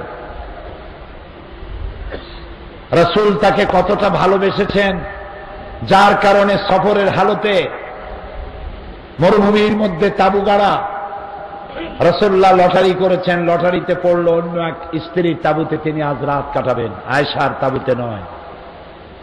হযরত আয়েশা রাদিয়াল্লাহু তাআলা আনহা তাঁবুর মধ্যে শুয়ে পাও দুটো তাঁবুর বাইরে দিয়েছেন, দুটো পা নাড়াচ্ছিলেন আর বলছিলেন, এই মরুভূমিতে কি কোনো বিষাক্ত বিচ্ছু বা সাপ নাই যে আমাকে দংশন করতে পারে? রাসূলুল্লাহর বিরহ সহ্য করার চাইতে, এ কষ্ট সহ্য করার চাইতে বিচ্ছুর দংশ বোধহয় অনেক ভালো। কতটা ভালোবাসা পেলে এই অবস্থার সৃষ্টি হয়। সুবহানাল্লাহ। নবী করিম সাল্লাল্লাহু আলাইহি ওয়াসাল্লাম তিনি বলেছেন, তোমাদের মধ্যে উত্তম তো সেই যে ব্যক্তি তার স্ত্রীদের কাছে উত্তম। আমি আমার স্ত্রীদের কাছে উত্তম ব্যক্তি। হযরত আবু সুফিয়ান রাসূলের শ্বশুর, উম্মে হাবিবা রাদিয়াল্লাহু তাআলা আনহা রাসূলের স্ত্রী, আমাদের মা। আবু সুফিয়ান তখন ইসলাম কবুল করেন নাই, মেয়ের ঘরে ঢুকেছেন, বসবেন। হযরত উম্মে হাবিবা বলছেন, আব্বা অপেক্ষা করুন। খাটের উপরের চাদরটা সরায় দিলেন, খালি খাটটা দিলেন, বসেন। পিতা বসলেন না, আহত হলেন, বললেন, মা তোমার ব্যবহার আমি আহত হলাম, একটা নতুন চাদর থাকলে তুমি আমারে দিতা, তা না দিয়া বিছানো চাদরটারে উল্টায় দিলা, আমি তো অপমান বোধ করছি। উম্মে হাবিবা উম্মুল মুমিনিন রাদিয়াল্লাহু তাআলা আনহা বললেন, আবু সুফিয়ান আপনি অবশ্যই আমার সম্মানিত পিতা, কিন্তু আল্লাহর হাবিব বিশ্বনবী রাসূলুল্লাহ যে বিছানার উপরে বসেন, সেই বিছানা আমি একটা কাফেরকে বসতে দিতে পারি না। সুবহানাল্লাহ। প্রিয় ভাই সব, এই পৃথিবীতে রাসূলুল্লাহ শুধু দিয়েই গেছেন, কিছু নিয়ে যান নাই, শুধু দিয়েছেন, শুধু শিক্ষা আর শিক্ষা। নারী স্বামী স্ত্রীর মর্যাদার কথা বলা হয়েছে। প্রিয় ভাই সব, সংসার সুখের যদি বানাতে চান, কিছুটা স্যাক্রিফাইস করতে হবে। রাসূলুল্লাহ বলেছেন, মেয়ে লোকেরা বাঁকা হাড়ের তৈরি। কি হাড়? বেশি সোজা করতে চাইও না, ভেঙে যাবে। তার অর্থ কি বোঝেন? অর্থ দাম্পত্য জীবনের 12টা বাজে যাবে। বেশি সোজা করতে যাইও না। নারীদের উপরে সহনশীল হও, তাদের মর্যাদা দাও, তাদেরকে সম্মান দাও। রাসূলুল্লাহ সম্মান দিতে বলেছেন, আলহামদুলিল্লাহ। প্রিয় ভাই সব, নবী করিম সাল্লাল্লাহু আলাইহি ওয়াসাল্লাম এই ইসলাম নারীকে দিয়েছে অর্থনৈতিক অধিকার। বিবাহের সময় তাকে মহারানা দিতে হবে। আল্লাহ তাআলা কোরআনে কারিমে বলেছেন, ফাতুহুন্না উজুরাহুন্না ফারিরা, মহারানার টাকা আদায় করতে হবে ফরজ রূপী দায়িত্ব হিসাবে। মহারানা আদায় করা কি সুন্নত না নফল? জোরে বলে। আজকাল বিবাহে দেখা যায় মহারানার টাকা বাদে 7,77,753 টাকা 1 পয়সা। এটা কি বাটার দোকান? মহারানা সেই পরিমাণ বাঁধবেন, আপনার গোষ্ঠীর মর্যাদার উপরে নির্ভর করে না। মহারানা টাকা আদায় করবে কে? স্বামী। কে? ও যেন দিতে পারে সেই পরিমাণ, সেজন্য দিতে হবে। মহারানা টাকা সঠিকভাবে আদায় করতে হবে। অনেক পুরুষ আছে স্ত্রীর কাছে ক্ষমা চায়, লজ্জা হওয়া উচিত। কেন ক্ষমা চাইবেন? আপনার স্ত্রী, আর আপনার আদায় করে দেওয়া ফরজ। যারা বিবাহ করার পর মহারানা আদায় করেন নাই, সেরকমের লোক মাহফিলে আছে না? আদায় করার একটা সহজ বুদ্ধি বলে দেব কি? যারা দেন নাই, শাস্ত্রীর কথাটা আগে শোনেন। স্ত্রী যদি মাপ না করে ইচ্ছায়, আর আপনি যদি আদায় না করেন, আদায় করার ক্ষমতা থাকা সত্ত্বে স্ত্রীও মাপ করে নাই, আপনি ইচ্ছে করে দেন নাই, কিয়ামতের ময়দানে এ ধরনের স্বামীকে জিনাকারের কাতারে দাঁড়াতে হবে। নাউযুবিল্লাহ। আল্লাহর ফরজ হুকুমকে আপনি ভঙ্গ করেছেন, নষ্ট করেছেন। আদায় করার রাস্তা কি? আজকে রাত্রে যারা মহারানা দেন নাই, আজকের রাত্রে গিয়ে বলবেন, প্রিয়তমা, প্রাণের স্ত্রী, তোমার সাথে আমার বিবাহ হয়েছে, এত টাকা মহারানায় আমি দিতে পারি নাই, আমি আজকে ওয়াদা করে এসেছি সব টাকা তোমার দেব, তবে এককালীন দেওয়ার ক্ষমতা আমার নাই। তুমি আমারে একটু সুযোগ দাও, প্রতি মাসে 200, 500, 1000 যেটা আপনি সইতে পারেন। বলবেন এইভাবে করে আমি তোমার পুরা টাকা শোধ করে দেব। এভাবে দিতে দিতে আদায় করার আগে যদি আপনি মরেও যান, দেওয়ার নিয়ত ছিল বলে আল্লাহ রাব্বুল আলামিনের দায়িত্ব থেকে আপনাকে মুক্ত করে দেবে। সুতরাং মহারানার টাকা আপনাকে দিতেই হবে। এমনকি স্ত্রীকে যদি আপনি পাহাড় সমতুল্য সম্পদ দেন, তার থেকে কণা মাত্র ফেরত নিতে আল্লাহ নিষেধ করেছেন।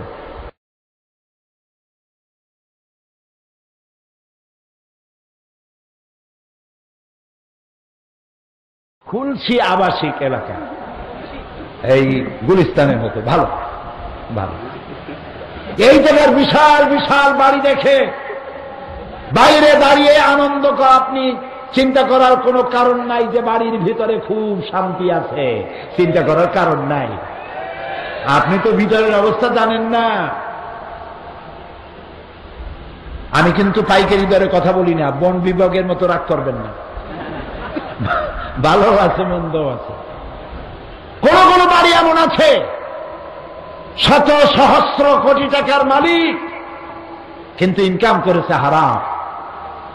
রাস্তাঘাট, কল কারখানা, ব্রিজ বানাইছে, 1 বছর যেতে না যেতে ব্রিজের কাম শেষ, রাস্তার কাম শেষ। হারাম খাও, হারাম ইনকাম করেছে, বউ হয়েছে, বাচ্চা হয়েছে, বউ তো কথা শোনে না। হারাম খাইছেন, বাড়িতে তো শান্তি থাকবে না। শান্তি তো হালালে, শান্তি কোথায়? জোরে বলে, হারাম, শান্তি নেই। বউ তো কথা শোনে না। স্বামী বেচারা কত ব্যবসা, টাকা কত নিজেও গুনে কুলাইতে পারে না। তারপরে সারাদিন বহু কষ্ট করে কাজকাম করিয়া যখন বাড়িতে ফিরেছে, স্ত্রীর একটু আদর পাবে, সোহাগ পাবে, মুস্কি হাসি পাবে, এসেই দেখলো স্ত্রী ফিটফাট হইয়া রূপচর্চা করে হাতে ভ্যানিটি ব্যাগ নিয়ে স্বামী যে ঢুকছে, ড্যামকে তাকাইল না। স্বামী বেচারা ভিক্ষুকের মতো জিজ্ঞেস করলো, তুমি যাও তো? কয়ে, আই এম ভেরি বিজি। আমি তো অনেক কষ্ট করে এসেছি, একটু থাকো না, একটুখানি থাকো। কয়ে, এক্সট্রিমলি সরি। স্বামীটারে ভালাই ফিয়া চলে গেল। বাড়িতে মেয়ে নাই, বয়ফ্রেন্ড নিয়ে চলে গেছে। ছেলে একটা গুন্ডা, নাম তার ডবলু। এত বড় আঙ্গুলের মতো মোটা সোনার চেন গলায় ঝোলানো, উল্লুকের মতো চুল, ভাল্লুকের মতো নখ। তারে দেখলে 3-4 জগ পানি খাওয়া লাগে বর্ষটে। বেচারা করবে কি? কাজের মেয়ে লোকে তৈরি করা রান্না খাইল, বউ নাই কাছে। আহারে, এতিম, বিশাল বড় লোক এতিম। মিসকিন, ফকির। এরপরে কত রাত্রে বেগম সাহেবে ফেরবে আল্লাহ জানে। এতগুলা ঘুমের ট্যাবলেট খাইছে, ঘুম আসে না। কেমনে ঘুম আসবে? একটা চিন্তা কোন ফাঁক দিয়ে গুলিয়ে এসে বুকটারে ঝাঁঝরা করে, আর এক চিন্তা বউ কোথায়, আর এক চিন্তা মেয়ে গেল কোন, আর এক চিন্তা ছেলে কোন ব্যাংক ডাকাতি করতে গিয়ে ধরা পড়ে আল্লাহ জানে। এই হলো বড় বড় দালানের চিত্র। এবার চলুন পাহাড়তলি বস্তি এরিয়ায়, যেখানে রিক্সাওয়ালারা থাকে, আড়াই মনের বস্তা টানে ভ্যানওয়ালা, গরিব ফকির সারাদিন রিক্সা চালাইছে, আড়াই মনের বস্তা টেনেছে। ওর চাইতে হালাল পয়সা কার আছে? এই হালাল পয়সা দিয়া পোলার চাউল, বাসমতি চাউল কিনতে পারে নাই, দিনাজপুরের কাটারি ভোগ কিনতে পারে নাই।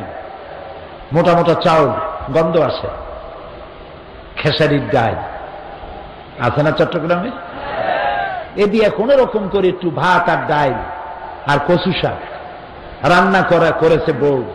কাছে গিয়ে বসছে, ঘরমুক্ত শরীর, স্ত্রী খাবার তুলে দিচ্ছে, ডাল, পচা মাছের তরকারি। বলে আরেকটু খাও, খুব কষ্ট করছো, আরেকটু খাও। ঘরে ফ্যান নাই, আঁচল দিয়ে কপাল মুছে দিচ্ছে, আঁচল দিয়ে বাতাস দিচ্ছে। খাওয়ার পরে ওর ফোম নাই, স্প্রিং এর গদি নাই, সালার চট বিছানো, বালিশ একটা এত শক্ত মনে হয় ইটের উপরে কাপড় দিয়ে বেছানো। এরকম একটা বালিশের উপরে মাথাটা দিয়া সারাদিনের পরিশ্রান্ত ক্লান্ত হালাল রুজি খেয়ে শীত হয়ে শুয়ে গেছে। রিল্যাক্সিন, সিডাক্সিন কোন ওষুধ খাওয়া লাগে না। শোয়ার সাথে সাথে ঘুম, ঘুমের সাথে সাথে গর্জন, নাকের এমন গর্জন ট্রাকের ইঞ্জিনের আওয়াজ ফেল। শান্তি হারামে নাই, হালালে শান্তি। সেই জন্য এই শান্তি বিরাজমান হবে, হয় স্ত্রীকে স্যাক্রিফাইস করতে হবে, না হয় স্বামীকে স্যাক্রিফাইস করতে হবে। স্যাক্রিফাইস যদি না থাকে তাহলে আপনার বাড়িটা হবে জাহান্নাম। এ বাড়িতে শান্তি নাই, জাহান্নাম। সেই জন্য আল্লাহ রাব্বুল আলামিনের হাবিব তিনি বলেছেন, কোন ব্যাপারে যদি স্ত্রীর উপরে কখনো মন খারাপ হয়, আল্লাহ তাআলা বলছেন ওয়ালা তানসাউল ফাদলা বাইনাকুম, তোমাদের মধ্যে পারস্পরিক মনোমালিন্য হলে পরে এই স্ত্রীর শুধু একটা ব্যাপারই তোমার কাছে খারাপ লাগে, কিন্তু আরো অনেক ভালো ভালো জিনিস আছে, সেইগুলির দিকে লক্ষ্য করে আজকের অপরাধটা মাফ করে দাও। চূড়ান্ত পর্যায়ে যাইও না, হার্ড লাইনে যাইও না। আল্লাহ তাআলা চান স্বামী স্ত্রীর মধ্যে ভালোবাসা পয়দা হোক। আলহামদুলিল্লাহ বলে। আপনার স্ত্রী হচ্ছেন সেই পাহারাদার, শুনতেছেন? আপনি যেই রাস্তা দিয়ে জাহান্নামে যাবেন সেই সব রাস্তায় আপনার স্ত্রী আপনার পাহারাদার হয়ে দাঁড়ায় আছে।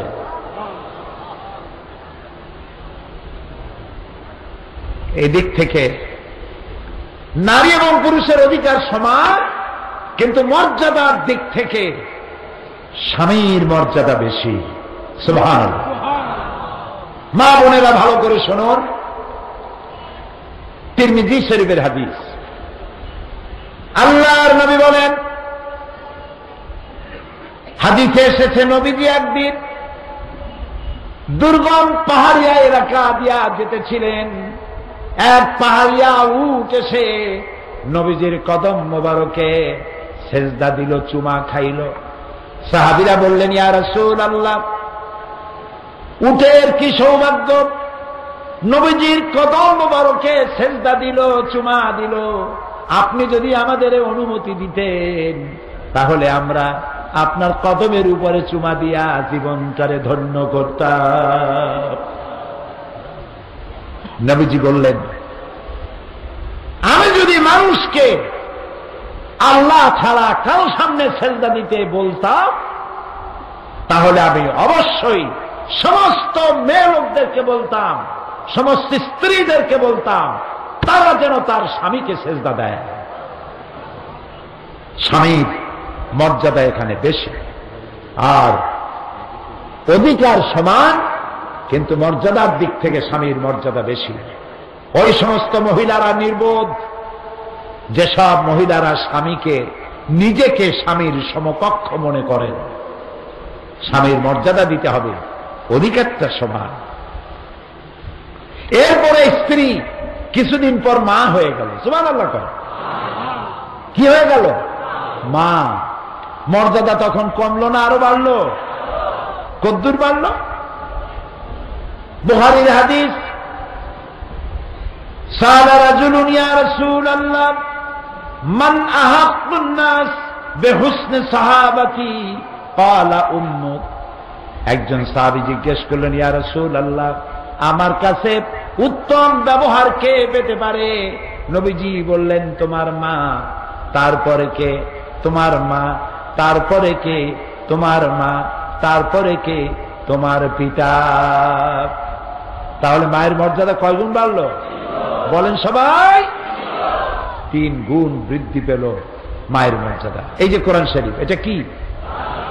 আমার আল্লাহ বলেন, وَقَضَى رَبُّكَ أَلَّا تَعْبُدُوا إِلَّا إِيَّاهُ وَبِالْوَالِدَيْنِ إِحْسَانًا।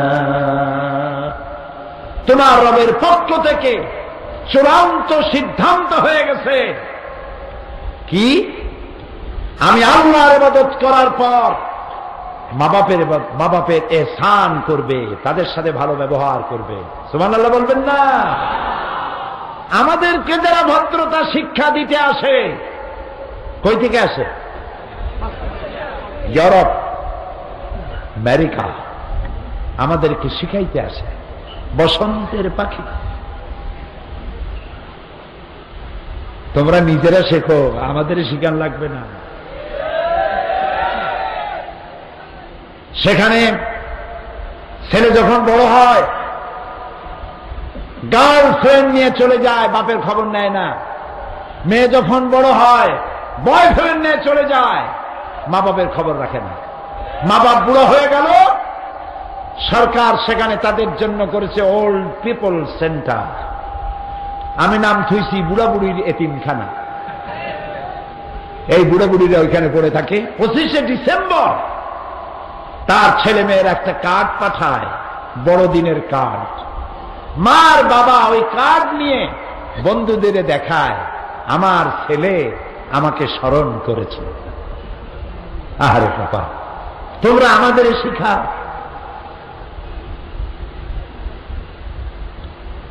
আমাদের দুর্ভাগ্য যে আমরা ইসলামকে চিনি নাই, ইসলামকে বুঝি নাই। ইসলামের রূপ যদি পরিপূর্ণ আমরা গ্রহণ করতে পারতাম, ইউরোপ এবং আমেরিকা মুসলমানদের সামনে মাথা নত করে দিত কিয়ামত পর্যন্ত।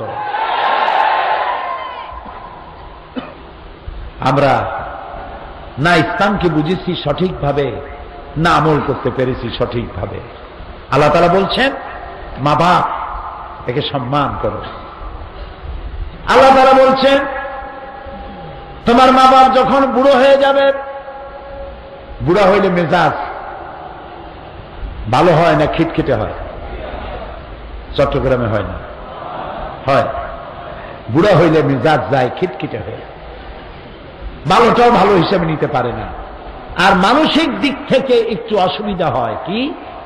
রোজগার করতে পারে না, কামাই করতে পারে না আগের মতো, টাকা পয়সা নাই। পুত্রবধূর কাছে, ছেলের কাছে, স্ত্রীর কাছে আগের মতো মর্যাদা থাকে না। তাই স্বাভাবিকভাবেই মেজাজ একটু খিটখিটে হয়। আল্লাহ রাব্বুল আলামিন বলেন, তোমাদের মাতা পিতা 2 জন অথবা 1 জন, যাকে তুমি তোমার জীবন দশায় পাও, খবরদার এদের সাথে দুর্ব্যবহার করবে না। ওয়াকুল্লাহুমা কাওলান কারীমা, সম্মান সূচক কথাবার্তা বলো, অভদ্র আচরণ করো না। যেমন করবা তেমন পাবা। তুমি যদি তোমার মা বাবার সাথে খারাপ ব্যবহার করো, তোমার সন্তানের কাছ থেকে ওই বেয়াদবি তোমার পাওনা হবে। এরপরে আল্লাহ রাব্বুল আলামিন বলেন, তোমার মা বাপের জন্য আমার কাছে দোয়া করো। কে দোয়া শিখাইতেছেন? রব্বিরহামহুমা কামা রাব্বায়ানি সাগীরা। পড়েন সবাই, রব্বিরহামহুমা কামা রাব্বায়ানি সাগীরা। হায় আল্লাহ তাআলা, আমার মা বাপ আমার অসহায়ের সময় আমাকে যেমন দয়া করেছে, লালন পালন করেছে, আমার মা বাপের এই দুঃসময় তুমি তাকে রহমতের কোলে লালন পালন করো। মনে থাকবে এই দোয়া? মনে থাকবে? এই চট্টগ্রামের মহানগর জামাত ইসলামীর প্রাক্তন আমি, এখন জামাত ইসলামীর অ্যাসিস্ট্যান্ট সেক্রেটারি জেনারেল অধ্যক্ষ মাওলানা আবু তাহের, আমি চেয়ারে এসে যখন বসছি, আমার কানে কানে এসে বললেন, আমার মা একদম বার্ধক্যে পৌঁছে গেছে, চলতে পারেন না। আজকের এই মোনাজাতে ওয়াজে শরীক হওয়ার জন্য একটা গাড়িতে করে তাকে এনে শোয়ায় রাখা হয়েছে, ওয়াজ শোনাবার জন্য এবং দোয়া করার জন্য। এই যে মায়ের প্রতি দরদ, মায়ের প্রতি মহব্বত, মা, সুবহানাল্লাহ। আমরা দোয়া করি আল্লাহ তাআলা তার মাকে হায়াতে তাইয়্যিবা সেহাতে কুল্লিয়া দেয়। আমাদের মা যাদের বেঁচে আছে, আল্লাহ তাদেরকে সুস্থ রাখো, ভালো রাখো। বিছানার উপরে ফালাইয়া, প্যারালাইসিস করাইয়া, পরনির্ভর করাইয়া মারবা না, সুস্থতার সাথে ঈমানের সাথে জান্নাতে উঠায় না। মা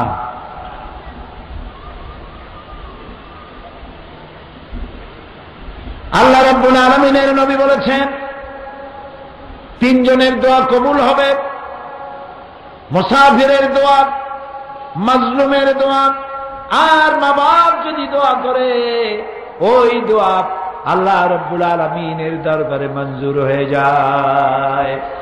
বন্দুকের গুলি ছুড়লে টার্গেটে পৌঁছতে যত না দেরি, তার থেকে দ্রুত গতিতে মা বাপের দোয়া আল্লাহর আরশে পৌঁছে যায়। সম্মান করো। আহারে কি কষ্টটা করছে, ছেলেরা ভুলে যায়। অফিস থেকে, ব্যবসা থেকে ফিরে এসে দেখে বোর মুখ মলিন।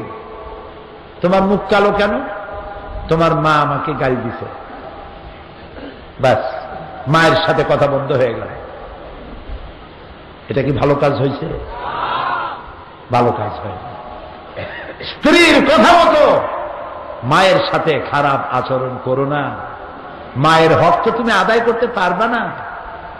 তোমাকে ডেলিভারি করতে গিয়ে মা যে কষ্ট করেছে, কিয়ামত পর্যন্ত সেই কষ্টের ঋণ তুমি শোধ করতে পারবে না। এমনকি সন্তান যদি তার বুকের চামড়া দিয়ে মায়ের পায়ের এক জোড়া জুতা তৈরি করে দেয়, এক ফোঁটা দুধের হক আদায় হবে না। ইসলাম মানুষকে এই শিক্ষা দিয়েছে। এরপরে নারীকে বলেছে পর্দায় থাকার জন্য। নারীকে কোথায় থাকতে বলা হয়েছে? পর্দা। পর্দা করো। ওয়াকারনা ফি বুয়ুতিকুন্না, ঘরের ভিতরে থাকো। ওয়ালা তাবাররাজনা তাবাররুজাল জাহিলিয়াতিল উলা, জাহিলিয়াতের যুগের মতো করে তোমরা সাজ সজ্জা করে পরপুরুষের সামনে বেরিয়েও না, তোমরা পর্দা করো। ওয়াহফাজনা ফুরুজাহুন্না, এবং তোমাদের যৌনাঙ্গগুলি, তোমাদের শরীরটাকে শালীনভাবে, মার্জিতভাবে ঢেকে ঢুকে তারপরে তোমরা চলাফেরা করো। ওয়ালা তাকরাবুজ জিনা ইন্নাহু কানা ফাহিশাতান ওয়া সা সাবিলা, জিনা করা তো দূরের কথা, জিনার নিকটবর্তীও হয়ো না। লক্ষ্য করেছেন? জিনা করা তো দূরের কথা, জিনার কাছেও যেও না। জিনার কাছে যেতে গেলে কতগুলি জিনিস লাগে। সেগুলি কি? সেগুলি হচ্ছে অশ্লীল গান, অশ্লীল নাচ, সৌন্দর্য প্রদর্শনী, ব্লু ফিল্ম ইত্যাদি, এইসব জিনিসগুলি মানুষকে জেনার দিকে আকৃষ্ট করে। জুয়া, মদ, এগুলি থেকে বিরত থাকো। আর তোমার দায়িত্ব হচ্ছে তোমার সংসার। মহিলারা জিজ্ঞেস করেছিলেন, ইয়া রাসূলুল্লাহ, সাহাবীরা তো যুদ্ধ করে শহীদ হয়ে জান্নাতে চলে যাবে, আমাদের কি হবে? রাসূলুল্লাহ বলেছেন, আলাইকুন্না বিল বাইত ফাইন্নাহু জিহাদুকুন্না। তোমার ঘরই হচ্ছে, এটাই তোমার দায়িত্ব, এবং ঘরটাই হলো তোমাদের জন্য জিহাদ। এই ঘরে বসে তুমি তোমার সন্তানদেরকে লালন পালন করো। তার অর্থ এই নয় যে মেয়ে লোকেরা কোনো কাজ করতে পারবে না, লেখাপড়া করতে পারবে না। মেয়ে লোকেরা লেখাপড়া করবে, মেয়ে লোকেরা চাকরি বাকরি করতে পারবে, যুদ্ধ করতে যেতে পারবে, মেয়েরা রাজনীতি করতে পারবে, সব করতে পারবে, তবে পর্দা সহকারে। কি সহকারে বলেন? পুরুষের সাথে অবাধ মেলামেশা থেকে নিজেদেরকে হেফাজত করতে হবে সর্বাবস্থায়। এটা নারীকে আল্লাহ তাআলা এই অধিকার দিয়েছেন। সুতরাং নারী এবং পুরুষের অধিকার সমান। শুধুমাত্র একটি জায়গায় বুদ্ধিজীবীরা যেটা বলে যে আল্লাহ ঠকাইছে নারী, বলে নাউজুবিল্লাহ। সেটা কিভাবে বলে? যে ছেলেতে যা পায় মেয়ে তার অর্ধেক পায়। একটা মেয়ে যা পায়, দুইটা মেয়েতে যা পায় একটা ছেলে তাই পায়। তার অর্থ হলো নারীদেরকে ইসলাম ঠকাইছে। আপনারা বলেন নাউজুবিল্লাহ। তারা জানে না যে নারীকে আল্লাহ তাআলা কত ভাবে দিয়েছে। লক্ষ্য করেন, নারী তার স্বামীর কাছ থেকে মহারানা পায়, পিতার সম্পত্তিতে অধিকার পায়, ভাইয়ের সম্পত্তিতে অধিকার পায়, সন্তানের সম্পত্তিতে অধিকার পায়। নানাবিধ ভাবে নারী টাকা পয়সা পায়। কিন্তু খরচের কোনো খাত আছে? বলেন আপনারা, খরচের খাত আছে? খরচের কিচ্ছু নেই। স্বামীর মেহমান আসুক আর নিজের বাপের বাড়ির মেহমান আসুক, সব ক্ষেত্রে খরচ পুরুষের। বাড়িতে অসুখ বিসুখ হয়েছে, চিকিৎসার পয়সা কে দেবে? বলেন, পুরুষ দেবে। সব জায়গায় পুরুষের খরচ, মেয়েদের কোনো খরচ নাই। ইনকামের রাস্তাটাই আল্লাহ তাআলা তাদেরকে দিয়ে দিয়েছে। তারা লেখাপড়া শিখতে পারবে। হযরত আয়েশা সিদ্দিকা রাদিয়াল্লাহু তাআলা আনহা, তিনি হাজার হাজার সাহাবীদের হাদিসের ওস্তাদ ছিলেন, তাফসীরের ওস্তাদ ছিলেন। মা বোনেরা, আজকে যারা আপনারা এসেছেন, ইসলাম আপনাদেরকে লেখাপড়ার অধিকার দিয়েছে, শিক্ষার অধিকার দিয়েছে, চাকরির অধিকার দিয়েছে। আপনাদের কাজ হলো ঘরটাকে ইসলামের দুর্গ বানান, ইসলামী জ্ঞানে নিজেকে সমৃদ্ধ করুন, স্বামীকে ইসলামের পথে চালান। ইচ্ছে করলে একজন ভালো স্ত্রী তার খারাপ স্বামীকে ভালো বানাইতে পারে, পারে না? আবার একটা ভালো স্বামীকে খারাপ বানাতে পারে। আল্লাহর নবী বলেন, ওর থেকে ভালো স্ত্রী আর কেউ নাই, যে গভীর রাত্রি জাগ্রত হয়ে উযু করে নিজের স্বামীকে ঘুমের থেকে জাগায়া তাহাজ্জুদের নামাজের জন্য দাঁড় করায় দেয়, ওর চেয়ে ভালো স্ত্রী আর নাই। আর ওর থেকে ভালো স্বামীও আর কেউ নাই, যে ঘুমের থেকে গভীর রাত্রে জেগে উযু করে স্ত্রীর মুখে পানি ছিটাইয়া ঘুমের থেকে জাগাইয়া উযু করাইয়া তাহাজ্জুদের জন্য দাঁড় করিয়ে দেয়। সংসারটাকে ভালো করুন। আপনার ঘরের ভিতরে লক্ষ্য করুন সবাই। আমি অনেক বড় লোকের বাড়িতে গিয়েছি, দাওয়াত দিয়েছে, দেখেছি তাদের ড্রয়িং রুমে লক্ষ লক্ষ টাকার শোপিস আছে। শোপিস কি? সৌন্দর্য বর্ধনের জন্য মূর্তি, পাথরের, ডায়মন্ডের মূর্তি দিয়ে সাজানো, কক্সবাজারের শামুকের ঝিনুকের তৈরি করা মালামোলা দিয়া লক্ষ লক্ষ টাকা দিয়ে সাজানো। কিন্তু কোরআন শরীফের একখানা তাফসীর নাই, হাদিস শরীফের একটা বই নাই, বাংলা একটা সাহিত্য, ইসলামী সাহিত্য নাই। থাকলে আছে কি? বিমল মিত্রের লেখা কড়ি দিয়ে কিনলাম, শরৎ রচনা বলি, রবীন্দ্রনাথ রচনা বলি। আমি এটা বলি না যে আপনারা এগুলি কিনবেন না, এটা বলতেছি না, কিন্তু এর থেকে আপনি পাবেন কি? গল্পের বই, নাটক, উপন্যাস, এর থেকে পাবেন কি? এটা রোমাঞ্চ, সাময়িক সময়ের জন্য একটু উত্তেজনা সৃষ্টি হবে।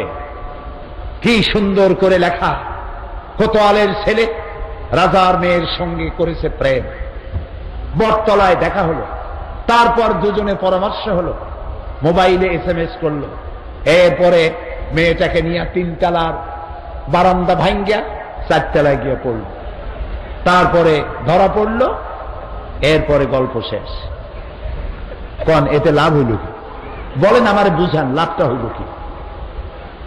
সুতরাং নোবেল, নাটক, উপন্যাস মানুষের চরিত্র সৃষ্টি করে না, মানুষকে জ্ঞানী বানায় না। মানুষকে জ্ঞান সৃষ্টি করে আল্লাহর কোরআন, জ্ঞান সৃষ্টি করে হাদিস, জ্ঞান সৃষ্টি করে ইসলামী সাহিত্য। এর প্রত্যেকটি লাইন মণিমুক্তার সদৃশ। ঢাকায় বইমেলা চলছে, পত্রিকায় সেদিন দেখলাম, অনেক পত্রিকা পড়ি তো ডেলি, পড়াশোনা একটা অভ্যাস আছে, আলহামদুলিল্লাহ পড়ি। দেখলাম লিখেছে পত্রিকায় এবারের বেস্ট সেলার একটা বই, বইয়ের নাম উষ্টামারি প্রেমের কপালে। লেখক জনৈক ছেঁকা খাড়া খাওয়া প্রেমিক। কি লেখছে তার মধ্যে আল্লাহ জানে, উষ্টা কি আমি তাও বুঝিনি। যুবক যুবতীতে যাচ্ছে আর কিনতেছে। আহারে আহারে মুসলমান, ঘরের মধ্যে হীরামণি মুক্তা আল্লাহর কোরআন, বিজ্ঞানে ভরা, কি নাই এই কোরআন শরীফে? জাতির কপাল খারাপ, কোরআন পড়লো না, কোরআন বুঝলো না। বইপত্র কেনেন, বিজ্ঞান পড়ুন, বিজ্ঞান পড়ুন। বিজ্ঞান যত পড়বেন, কোরআন বোঝা তত সহজ হবে। সুবহানাল্লাহ। আর বিজ্ঞান আর কোরআনে কোথাও যদি কন্ট্রাডিকশন হয়, সংঘর্ষ লাগে, যদি দেখা যায় যে বিজ্ঞানের এই তথ্য কোরআনের সাথে মেলে না, বুঝতে হবে বিজ্ঞান ব্যর্থ, কোরআন সফল। আরো কিছুদিন রিসার্চ করলে বিজ্ঞান কোরআনের কাছে এসে যাবে, বোঝার জন্য কোরআনের কাছে এসে যাবে। সুবহানাল্লাহ। দেখুন তো, রাসূলুল্লাহ তার জীবনেও সমুদ্র ভ্রমণ করেন নাই, একটি হাদিস নাই, অথচ সমুদ্রের তলায় কি হয় সে কথা রাসূলুল্লাহ বলেছেন, আল্লাহ ওহীর মাধ্যমে তারে জানাই দিয়েছেন। সুবহানাল্লাহ। আল্লাহ তাআলা বলেছেন, ফিরআউন যখন মুসার বিরুদ্ধে ষড়যন্ত্র করছিল তখন তুমি জানতে না, আমি তোমারে জানাইছি। সুবহানাল্লাহ। আমরা এবার ওই যে গতকাল মিশরের কথা শোনাইছিলাম, মান লাম ইয়ারাল মিসরা লাম ইয়ারাদ দুনিয়া। মিশর যে দেখলো না সে নাকি দুনিয়া দেখে নাই। মিশরে গিয়ে দেখলাম বহায়রায় কারুন, কারুন আল্লাহকে অস্বীকার করেছে, যাকাত দিতে অস্বীকার করেছে। মুসা আলাইহিস সালাম আল্লাহর কাছে গজব চাইলেন, সূরা কাসাসের মধ্যে আল্লাহ তাআলা বলছে, আল্লাহ তারে গজব দিয়া তার জমিনটারে ধসাই দিলেন। কারুনের যে সম্পদ ছিল, সেই সম্পদ যে সিন্ধুকে ছিল, সেই সিন্ধুকের চাবিগুলি বহন করত বহু সংখ্যক লোক, উটের পৃষ্ঠে সওয়ার হয়ে এই চাবিগুলি বহন করত। 56,000 একর জমিন আল্লাহ ধসাই দিয়েছে। সুবহানাল্লাহ। আমরা সেই বহারে কারুন সেখানে গিয়ে দাঁড়িয়েছি, আর সামনে দেখেছি শুধু পানি আর পানি, কুল নাই, কেনারা নাই। আল্লাহ তাআলা দেখাইছে, কোরআন শরীফ পড়ো আর এর দ্বারা ইতিহাস শিক্ষা গ্রহণ করো। অতীতের জালিমদের বিরুদ্ধে আমি কি ব্যবস্থা করেছি সেগুলি এর দ্বারা শিক্ষা গ্রহণ করো। সেজন্য পড়া দরকার, জানা দরকার। আপনার মা বোনেরা, ভাইয়েরা, আজকে আমরা শপথ নেই, আমাদের ড্রয়িং রুম, আমাদের পড়ার রুমে সিনেমার ক্যাসেট থাকবে না, গানের ক্যাসেট থাকবে না। সেখানে ঢুকবে সব কোরআন হাদিসের বই। আলহামদুলিল্লাহ বলেন। ছেলেমেয়েরা কার্টুন পছন্দ করে, দারুণ, ঠিক না? ইসলামী কার্টুন বেরিয়েছে সিডি বিসিডির ভিতরে। আপনার বাচ্চারা ইসলাম শিখবে কার্টুনের মধ্য দিয়ে। আলহামদুলিল্লাহ। বিজ্ঞানকে মুসলমানেরা দখল করবে এবং এই বিজ্ঞান দিয়ে পৃথিবী একদিন জয় করবে। আজকে যারা আমাদেরকে শেষ করতে চায়, আমরা শেষ হব না, ওরা শেষ হবে। ওরা শেষ হবে মানে আমরা ওদের ধ্বংস কামনা করি না, আমরা ওদের হেদায়েত কামনা করি। আজ হোক কাল হোক ইউরোপ এবং আমেরিকার জনগণ ইসলামের কাছে আত্মসমর্পণ করবেই, ইনশাআল্লাহ করবে। আজকে সেজন্য আমাদেরকে দেখতে হবে যে আমাদের এই পৃথিবীতে শান্তি প্রতিষ্ঠার জন্য ইসলামের কোনো বিকল্প নাই। ইসলাম শান্তি প্রতিষ্ঠায় সব থেকে অগ্রণী ভূমিকা পালন করেছে। আলহামদুলিল্লাহ বলে। আমেরিকা আমাদেরকে গণতন্ত্রের কথা বলে, কিন্তু সেই গণতন্ত্র মুসলমানদের জন্য নয়। কথা কি বোঝেন? ও যে গণতন্ত্রের কথা বলে, সেই গণতান্ত্রিক চর্চা আমরা যদি করি তাহলে আমরা ওদের দৃষ্টিতে সঠিক করি নাই। আলজেরিয়ার নির্বাচনে ইসলামিক সালভেশন পার্টি শতকরা 80% ভোট পেয়ে ক্ষমতার দুয়ারে চলে গেল। যেহেতু মুসলমানরা গণতন্ত্রের মাধ্যমে ইসলাম ক্ষমতায় যাবে, আমেরিকা বরদাস্ত করে না। প্যালেস্টাইনে, আহারে ফিলিস্তিন, উড়ে এসে জুড়ে বসল ইহুদিরা আরব ভূখণ্ডে। কারা রাখলো? ইউরোপ এবং আমেরিকা। ফিলিস্তিনে এসে বসায় গেল আরব বিশ্বের বিস্ফোরা ইহুদিদেরকে। আচ্ছা, এখানে বসাই না কেন? তোমার দেশে তো জায়গা অভাব নাই। গত বছর কমনওয়েলথ পার্লামেন্ট অ্যাসোসিয়েশনের সরকারি প্রোগ্রামে আমি কানাডা ভ্রমণ করলাম, গভর্নমেন্ট ডেলিগেশনে। কানাডা আমেরিকার চাইতেও আকারে অনেক বড়, আয়তনে আমেরিকার চাইতেও বড়। মানুষ বাস করে কত? মাত্র 3 কোটি পপুলেশন। কত? 3 কোটি। অথচ আমার ঢাকার রাজধানী, বাংলাদেশের রাজধানী ঢাকা শহরে লোক বাস করে 1.5 কোটির উপরে। ওর অত বড় দেশে 3 কোটি। আমেরিকার বিশাল দেশ। অস্ট্রেলিয়া আমি সফর করেছি। অস্ট্রেলিয়া 70টা বাংলাদেশ এক জায়গায় করলে যা হয়, একটা অস্ট্রেলিয়া এত বড়। ইহুদিগুলারে ফিলিস্তিনে ফালাইয়া, মুসলমানদের না জ্বালাইয়া তোমাদের অস্ট্রেলিয়ায়, তোমাদের কানাডায়, তোমাদের আমেরিকায় নিয়ে সুন্দরভাবে জামাই আদরে রাখো, অসুবিধা কি? এই ইহুদিগুলি প্রত্যেক দিন ফিলিস্তিনি মুসলমান মারতেছে। ওরা কামান দিয়ে, প্যালেস্টাইনি মুসলমান গোলাপ ফুলের মতো সুন্দর, তাই না?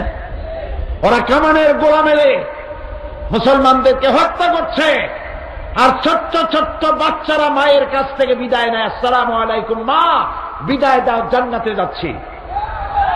কামানের মোকাবেলা করে পাথর দিয়ে, গুল্লিবাস না কি বলে, রাবারের গুলি ভরে টান দিয়ে মারে, গুলতি না কি কয়, আপনারা বলেন ঠান্ডা। আচ্ছা, আপনারা বুঝলে হয়। এই এভাবে টানিয়া ওইটা মারলো, পাথর মারলো, অস্ত্র নাই। কামানের গুলি খেয়ে গোলাপের পাপড়ির মতো সুন্দর সুন্দর সম্ভাবনাময় জীবন হাজার হাজার প্যালেস্টাইনি নরনারী, যুবক যুবতী, শিশু কিশোর শেষ হয়ে গেল পৃথিবীর বুক থেকে। বহু সাধনা আর কষ্টের পরে, অনেক রক্তের পরে গণতন্ত্রের উপরে ভিত্তি করে হামাস ক্ষমতায় এলো। আমেরিকার দৃষ্টিতে এটা গণতন্ত্র হয় নাই। বসনিয়া চেচনিয়ায় গণতন্ত্র হয় নাই। তার মানে হচ্ছে মুসলমানদেরকে তারা শত্রু ভাবে। প্রিয় ভাই সব, আমেরিকার জনগণের বিরুদ্ধে আমাদের কোনো ক্ষোভ নাই। আমি আমেরিকার 52টি স্টেটের 22টা স্টেট সফর করেছি। আমেরিকার জনগণ নিঃসন্দেহে ভালো, কিন্তু শয়তান হচ্ছে যারা ক্ষমতায় থেকে সমস্ত মুসলমানদেরকে জ্বালায় পোড়ায়, তারাই শয়তান। আমেরিকার জনগণের সাথে আমাদের কোনো দুশ্মনী নাই। সেখানকার জনগণ ভালো। ওখানকার জনগণেরাও এখন টের পাইছে। এই যে ফ্লোরিডা এবং ওহাইওতে রেটিনা আর ক্যারোসিন না কি একটা হইল, রেটিনা আর ক্যাথরিনা না কি গজব, শহর লন্ডভন্ড হয়ে গেল। খোদার গজব ঠেকাবি কেমনে? আমেরিকান গভর্নমেন্ট বলেছে 100 বছরের ভিতরে এই শহর আর তারা বানাইতে পারবে না। সাহায্য যারা দিতে গেল, আমাদের ভদ্রতা শিখাও। সাহায্যের ডালা নিয়ে যারা গেল ফ্লোরিডায় আর ওহাইওতে, একটি নারীও ধর্ষণের হাত থেকে বাঁচে নাই। আমার দেশের মুসলমানেরা যখন উপকূলীয় জলোচ্ছ্বাস আর ঘূর্ণিঝড়ে যখন আহত হয়, ঘর বাড়ি ভেঙে যায়, আমার আর্মি, আমার বিডিআর, আমার পুলিশ, আমার জনগণ সেখানে সাহায্য দিতে গিয়ে কাউকে ধর্ষণ করেছে 1000 বছরের ইতিহাসে নজির নয়। আমাদেরকে শিখাইতে আইসো না। নির্বাচন আসলেই বসন্তের পাখিরা উড়ে আসো, তোমরা শেখো, আমাদের শিখান লাগবে না। আমেরিকা মানবাধিকারের কথা বলে, তাই না? মানবাধিকারের একদিকে তোমরা গণতন্ত্রের ফেরিওয়ালা, আর একদিকে মানবাধিকারের ঠিকাদার। কি মানবাধিকার তোমরা দেখাইলা? আমার নবীর দিকে তাকাও। বন্দীরা যুদ্ধে বন্দী হয়েছে। রাসূলুল্লাহ বলেছেন, একজন বন্দী যদি 10টা নিরক্ষরকে অক্ষর জ্ঞান সম্পন্ন করাতে পারে, তাহলে এই শর্তে তাকে মুক্তি দেওয়া হবে। বন্দীরা শুধু স্ত্রী পুত্রই কাছে পায় নাই, নইলে খাওয়া পরায় সম্মানে তাদের কাউকে কষ্ট দেওয়া হয়েছে বলে পৃথিবীর ইতিহাস প্রমাণ করবে না। কিন্তু তোমরা কি করেছ? ইরাকের আল গরিব কয়েদখানায় কি করেছ? মুসলমান কয়েদিদেরকে, গ্রেফতারকৃত কয়েদিদেরকে উলঙ্গ করে একটার উপরে আরেকটা মানুষ দিয়া পিরামিড গড়ে তুলেছ। তোমরা উলঙ্গ করে মুসলমানদের গলায় কুত্তার বেল পরিয়ে রাস্তায় রাস্তায় টেনেছ। 70 বছরের বৃদ্ধা নারীকে হাত আর পায়ের উপরে ভুট করিয়া গাধা বানাইয়া তার পিঠের উপরে সওয়ার হয়ে তোমরা হেঁটেছ। মুসলমানদের মুখের উপরে পেশাব করেছ। তোমরাও ভদ্রতার দাবি করো। আমি আবারও বলি, আমেরিকার জনগণের বিরুদ্ধে আমাদের কোনো ক্ষোভ নাই, বিদ্বেষ নাই। কিন্তু তোমরা যারা সরকার চালাও, মানবাধিকারের কথা তোমাদের মুখে মানায় না। লোকেরা সি সি করবে, মানায় না। এখানে কি শেষ? আজও তোমাদের লোকেরা বোমা মেরে ইরাকের মসজিদ ভেঙ্গে 80 জন মুসলমানকে তোমরা হত্যা করেছ। একটা স্বাধীন দেশ ভেঙে চুরে চুরমার করে দিয়েছ। আর কি চাও? বলেছিল অস্ত্র আছে, পারমাণবিক অস্ত্র আছে সাদ্দামের কাছে। তোমার লোকেরা গিয়ে পাতা পাতা করলো, মাটির তলদেশ থেকে গাছের আগা পর্যন্ত কোথাও পাইল না। তারপরে গর্তের মধ্য থেকে কয়েক মাস পর সাদ্দামরে বাইর করিয়া তার চুল তালাশ করছো, দাড়ি তালাশ করছো, মুখের মধ্যে টস মারিয়ে দেখছো পারমাণবিক অস্ত্র গলায় আছে নাকি। এখন চাও কি? এরাকে চাও কি? বেরিয়ে যাও রাত থেকে।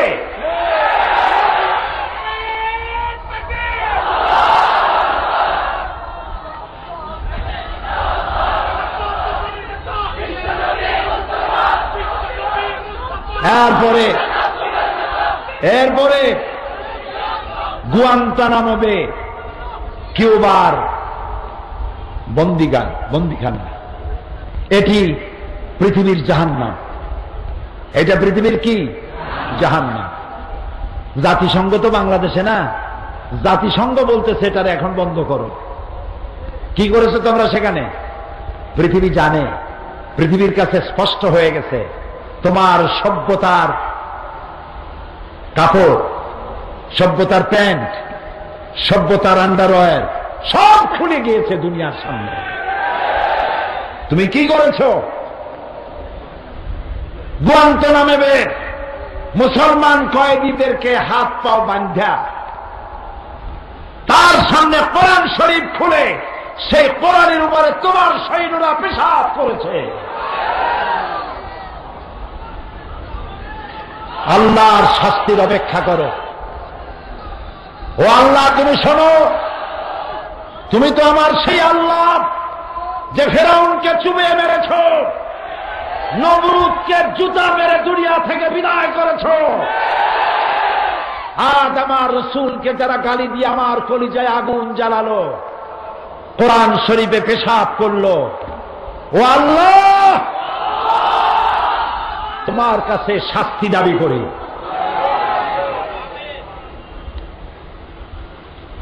আমাদেরকে মানবাধিকার শিখাইতে আইসো না, আমরা তোমাদের কাছে মাপ চাই।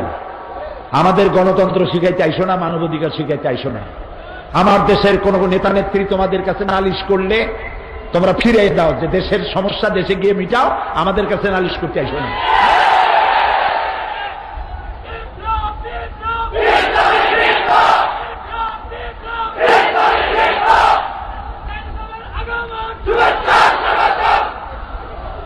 সুতরাং পৃথিবীর আমার শুভেচ্ছা স্বাগতম দিয়ে কিছু হবে না। ইসলামকে ধরুন, বাঁচার পথ ইসলাম। বাঁচার পথ কি? হাত মুঠো করে উপরের দিকে উঠান আর বলেন, বাঁচার পথ কি? আরো জোরে বলে, আরো জোরে। এটা ছাড়া বাঁচার পথ না।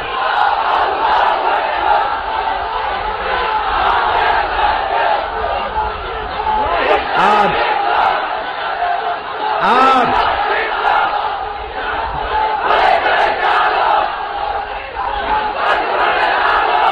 আজ একথাও প্রমাণিত, আজ একথাও প্রমাণিত হয়ে গেছে। কি কথা? টুইন টাওয়ার ভাঙ্গার অজুহাত দিয়ে প্রতিশোধ এর আগুন জ্বালায়েছ যে ব্যক্তি, নাম নেওয়ার দরকার মনে করি না, আমি ঘৃণা করি। এই টুইন টাওয়ার মুসলমানেরা ভাঙে নাই, তোমরাই ভাঙছ। এটা আজ প্রমাণিত সত্য। 18 মিনিটের ব্যবধানে একটা একটা করে প্লেন আসলো, প্লেন হিট করলো। কিভাবে তুমি জানতে পারলে আর আগের থেকে ক্যামেরা ফিট করিয়া সমস্ত ছবিগুলি ধারণ করলে? 4000 ইহুদি এই টুইন টাওয়ারে চাকরি করে, ওই দিন একটা ইহুদিও আসলো না কেন? এ প্রশ্নের জবাব কে দেবে? তবে উসামা বিন লাদেনের সাথে আমি একমত নই। কারণ যখন তারা উসামা বিন লাদেনকে দায়ী করল, সে বলল আমি এ কাজ করি নাই। তবে বিষয়টিতে আমি খুশি হয়েছি, তার এই বক্তব্যকে আমি ঘৃণা করি, ধিক্কার জানাই। তার বলা উচিত ছিল এটা আমি করি নাই, তবে যারা করেছে, মানুষ হত্যা করেছে, আমি তাদেরকে ঘৃণা করি। হিন্দু হোক, খ্রিস্টান হোক, বৌদ্ধ হোক, যারা মানুষ, ইসলাম মানুষ হত্যা করার পারমিশন দেয় না। আমার রাসূল বলেছেন গোটা বিশ্ব ধ্বংস হওয়া সহজ।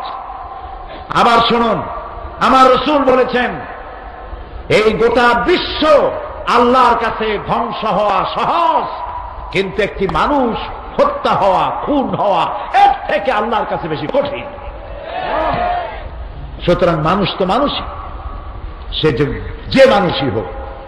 সুতরাং আজ আমাদেরকে আমাদের পথ চলার পথ ঠিক করে নিতে হবে।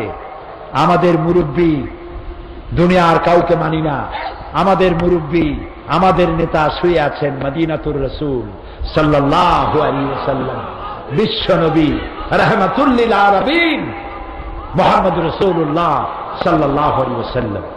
প্রিয় ভাই সব, সেজন্য মুনাজাত করব। আজকে শুক্রবারের রাত, জুমার রাত। আজকে কিসের রাত? দোয়া কবুল।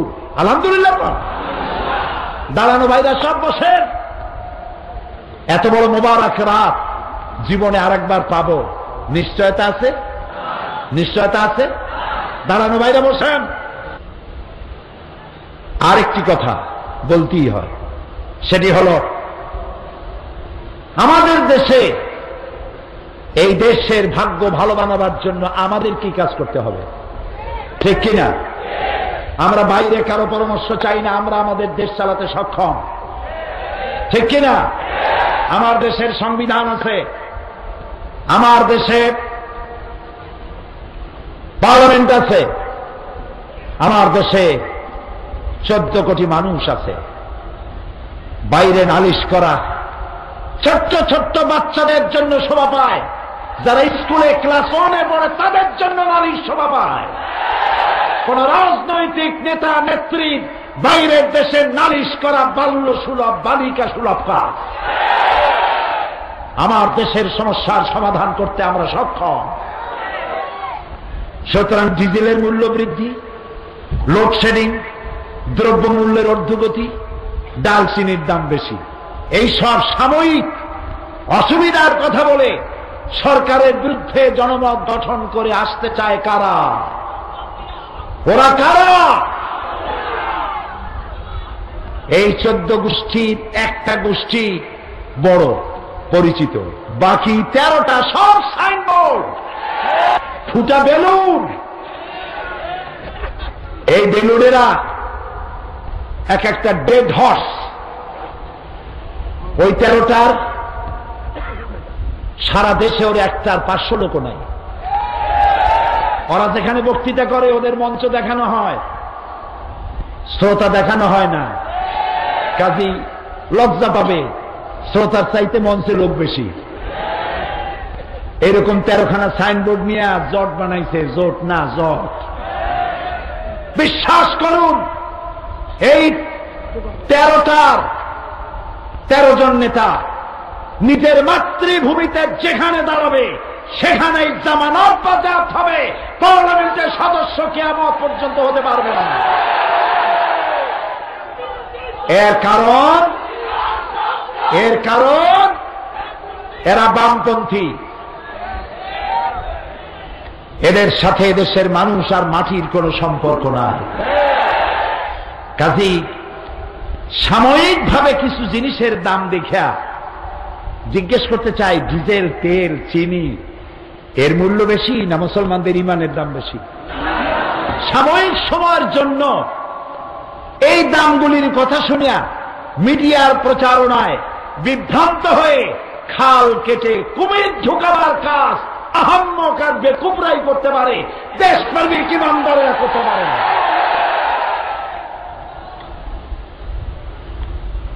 দেশের স্বাধীনতা, অখণ্ডত্ব, অস্তিত্ব আর মুসলমানদের মাথার টুপি আর দাড়ি আর মাদ্রাসা আর পীর আলেম ওলামা সম্মান যদি রক্ষা করতে হয়, যে সরকার আছে একে আবার ক্ষমতায় আনতে হবে।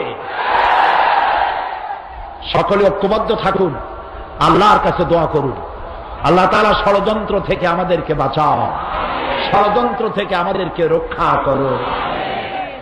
আমাদের বিরুদ্ধে যত অভিযোগ হয়েছে, জামাত ইসলামী বাংলাদেশের মহাসমাবেশ, সেখানে বিশ্ব ইসলামী আন্দোলনের অন্যতম নেতা শিল্পমন্ত্রী মাওলানা মতিউর রহমান নিজামী যে ভাষণ দিয়েছিলেন, আমি সেখানে উপস্থিত ছিলাম। প্রত্যেকটি শব্দ ছিল এক একটা মণিমুক্তার মতো। সেটির সিডি ভিসিডি এখানে আসছে, আপনারা এটা দেখবেন কত বড় ষড়যন্ত্র চলছে দেশের বিরুদ্ধে, আপনার আমার করণীয় কি, এগুলি আপনারা সেখান থেকে নিবেন। আর টুইন টাওয়ারের মূল বিষয়টা কি সেটাও আছে, আপনারা সংগ্রহ করবেন। আল্লাহ যেন তৌফিক দেয়, বলেন আমিন। আগামীকাল হবে আখেরি মুনাজাত দেশের জন্য। আজ মক্কা শরীফ থেকে কম করে হলেও আমি অন্তত 1 ডজনের মতো টেলিফোন পেয়েছি। কুয়েত থেকে, কাতার থেকে, ইউরোপ থেকে, আমেরিকা থেকে টেলিফোন এসছে। এই আখেরি মুনাজাতে দোয়া চাওয়ার জন্য তারা অত দূর থেকে দোয়া চেয়েছে। আমরা কালকে এখানে সামিল হব, কালকে বেহেশতের কথা শোনাবো ইনশাআল্লাহ। বলি ইনশাআল্লাহ। কালকে কিসের কথা শোনাবো? বেহেশতের কথা। যে ইসলামের কথা শুনলাম, এই ইসলামের উপরে যদি টিকতে পারি তাহলে জায়গা হবে কোথায়? জোরে কর, আল্লাহর জান্নাতে। সেই জান্নাতে রোড ম্যাপ কালকে বলা হবে ইনশাআল্লাহ। বলেন ইনশাআল্লাহ। বেহেশতের কথা শোনার জন্য, কোরআনের কথা শোনার জন্য দলে দলে লোকেরা আগামীকাল এসে যাবেন। তবে কেউ সাথে করে কোনো ব্যাগ আনবেন না। মিনায় কিন্তু ব্যাগের কারণেই মানুষ মরছে, জানেন আপনারা? ব্যাগের কারণে জনমের মতো ব্যাগ, শয়তানরে মারিয়া তাড়াতাড়ি বাড়ি যাবে, মক্কায় যাবে, অথচ ব্যাগ নেওয়া নিষেধ। পুলিশে বলেছে ব্যাগ ফেলাও, সেখানে তো পুলিশ একটা যথেষ্ট। একটা পুলিশই হলো জালালাতুল পুলিশ, সাংঘাতিক। গায়ে গোস্ত থাকুক আর না থাকুক, পুলিশ বলেছে ইরজা, উল্টা দৌড় মারো, আতলা সাইয়ারা, ওঠা গাড়িতে ইলা সিজ্জিল। পুলিশ যা বলবে তাই। পুলিশ বলেছে ব্যাগ ফেলাও, হাজার হাজার লোক ব্যাগ দিল ভালো। এখন যত মানুষ পেছন থেকে আসতেছে, ব্যাগের উপরে আছাড় খাচ্ছে, পড়তেছে, তার উপরে মানুষ, তার উপরে মানুষ, মানুষ মরে যাচ্ছে। যারা টঙ্গীরে আরাফাতের সাথে তুলনা করেন, আমি যে কি বলবো। যে ব্যক্তি বঙ্গোপসাগর দেখে নাই, কর্ণফুলী তার কাছে সাগর সাগর মনেই হবে। এই বেয়াদবি কথাটা আল্লাহর হস্তে কেউ উচ্চারণ করবেন না। কি এক টঙ্গী আর কোথায় আরাফাত? নাউযুবিল্লাহ। আরাফাত সেই ময়দান, যেই ময়দানে সমস্ত নবীদের চোখের পানি শুকায়েছে, যে মাঠে। আরাফাতে যাওয়া ফরজ, টঙ্গীতে যাওয়া নফল নয়। খবরদার, আরাফাতের পরই টঙ্গীর ইজতেমা, বিশাল সমাবেশ কখনো বলবেন না, কখনো বলবেন না। টঙ্গী কেন? বাংলাদেশের কোন জায়গায়, পৃথিবীর কোন জায়গায় 100 কোটি লোকও যদি হয়, আরাফাতের 1 ইঞ্চি জমিনের সমান হবে না। বলো আল্লাহু আকবার। সুতরাং কথাবার্তা মুখ সামলায় কথা বলুন। তো সেখানে আল্লাহর মেহেরবানি, মানুষগুলো তারা 400-500 লোক মারা গেল। সৌদি গভর্নমেন্ট শয়তানের গোষ্ঠী শুদ্ধ ভেঙে ফেলেছে, সব 3টা শয়তানের ভাঙছে। এখন সেখানে এসকেলেটার তৈরি হচ্ছে, প্রায় 6-7 তলা হবে, মানুষ দাঁড়ায় থাকবে, এসকেলেটারে তারে টানি নিয়ে যাবে, শয়তানরে মারিয়া আপন ইচ্ছায় চলে যাবে, দাঁড়াবার সুযোগ নেই। এ কথাটা আনলাম এই জন্য যে ব্যাগ কিন্তু বিপদ। হাতে করে, ঘাড়ে করে কেউ কোনো ব্যাগ আনবেন না। মা বোনেরা ছোট্ট একটা পাঁচ, ভ্যানিটি ব্যাগ নয়, ছোট্ট একটা পাঁচ হাতে আনতে পারেন, যার মধ্যে আপনার টিস্যু পেপার টেপার, প্রয়োজনীয় ওষুধ আপনার যদি লাগে সেটুকুন। ভ্যানিটি ব্যাগও আনবেন না। ব্যাগ বর্জন করবেন, রাস্তায় না, মাহফিলের ভিতরে না, কেউ ব্যাগ আনতে পারবেন না, ব্যাগ অ্যালাউ হবে না। কোথাও ব্যাগ পেলে পুলিশ নিয়ে যাবে, কোথাও ফেলানো থাকলে পুলিশ নিয়ে ফেলায় দেবে। আগামীকাল দলে দলে এ মাহফিল 2-2.5 কিলোমিটার নিয়ে মানুষ আর মানুষে পরিণত হয়ে যাবে ইনশাআল্লাহ। সেই মহা সমাবেশে দোয়ার জন্য সকলকে আহ্বান জানাই। আপনারা আজকে 7 জন মুসলমান হবে, আলহামদুলিল্লাহ। বলেন আলহামদুলিল্লাহ। 8 জন মহিলা, 2 জন পুরুষ। এর মধ্যে 8 জন মহিলা, 5 জন মহিলা, 5 জন মহিলা, 3 জন পুরুষ, 7 জন, মোট 7 জন। আলহামদুলিল্লাহ বলে। একই পরিবারের 4 জন।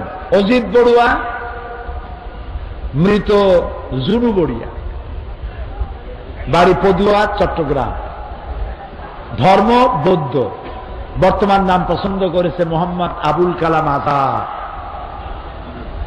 মহিলা প্যান্ডেলে অবস্থান করছেন জয়া বড়ুয়া, স্বামী অজিত বড়ুয়া, ধর্ম বৌদ্ধ, জাতীয়তা বাংলাদেশী, বাড়ি পদুয়া। বর্তমান নাম পছন্দ করেছে জ্যোৎস্না আরা বেগম। মহিলা প্যান্ডেলে অবস্থান করছে বৃষ্টি বড়ুয়া, পিতা অজিত বড়ুয়া। বর্তমান নাম পছন্দ করেছে তাসপিয়া আজাদ। সুমি বড়ুয়া, পিতা অজিত বড়ুয়া, সব গদ্য। বর্তমান নাম পছন্দ করেছে তাহমিনা আজাদ, চট্টগ্রাম, বাড়ি পদুয়া। অসীম দাস, পিতা মিন্টু দাস, ধর্ম হিন্দু। বর্তমান নাম পছন্দ করেছে মোহাম্মদ সাহেব। সুমিতা দাস, স্বামী মিন্টু দাস, ধর্ম হিন্দু। বর্তমান নাম পছন্দ করেছে শাহেনা আক্তার।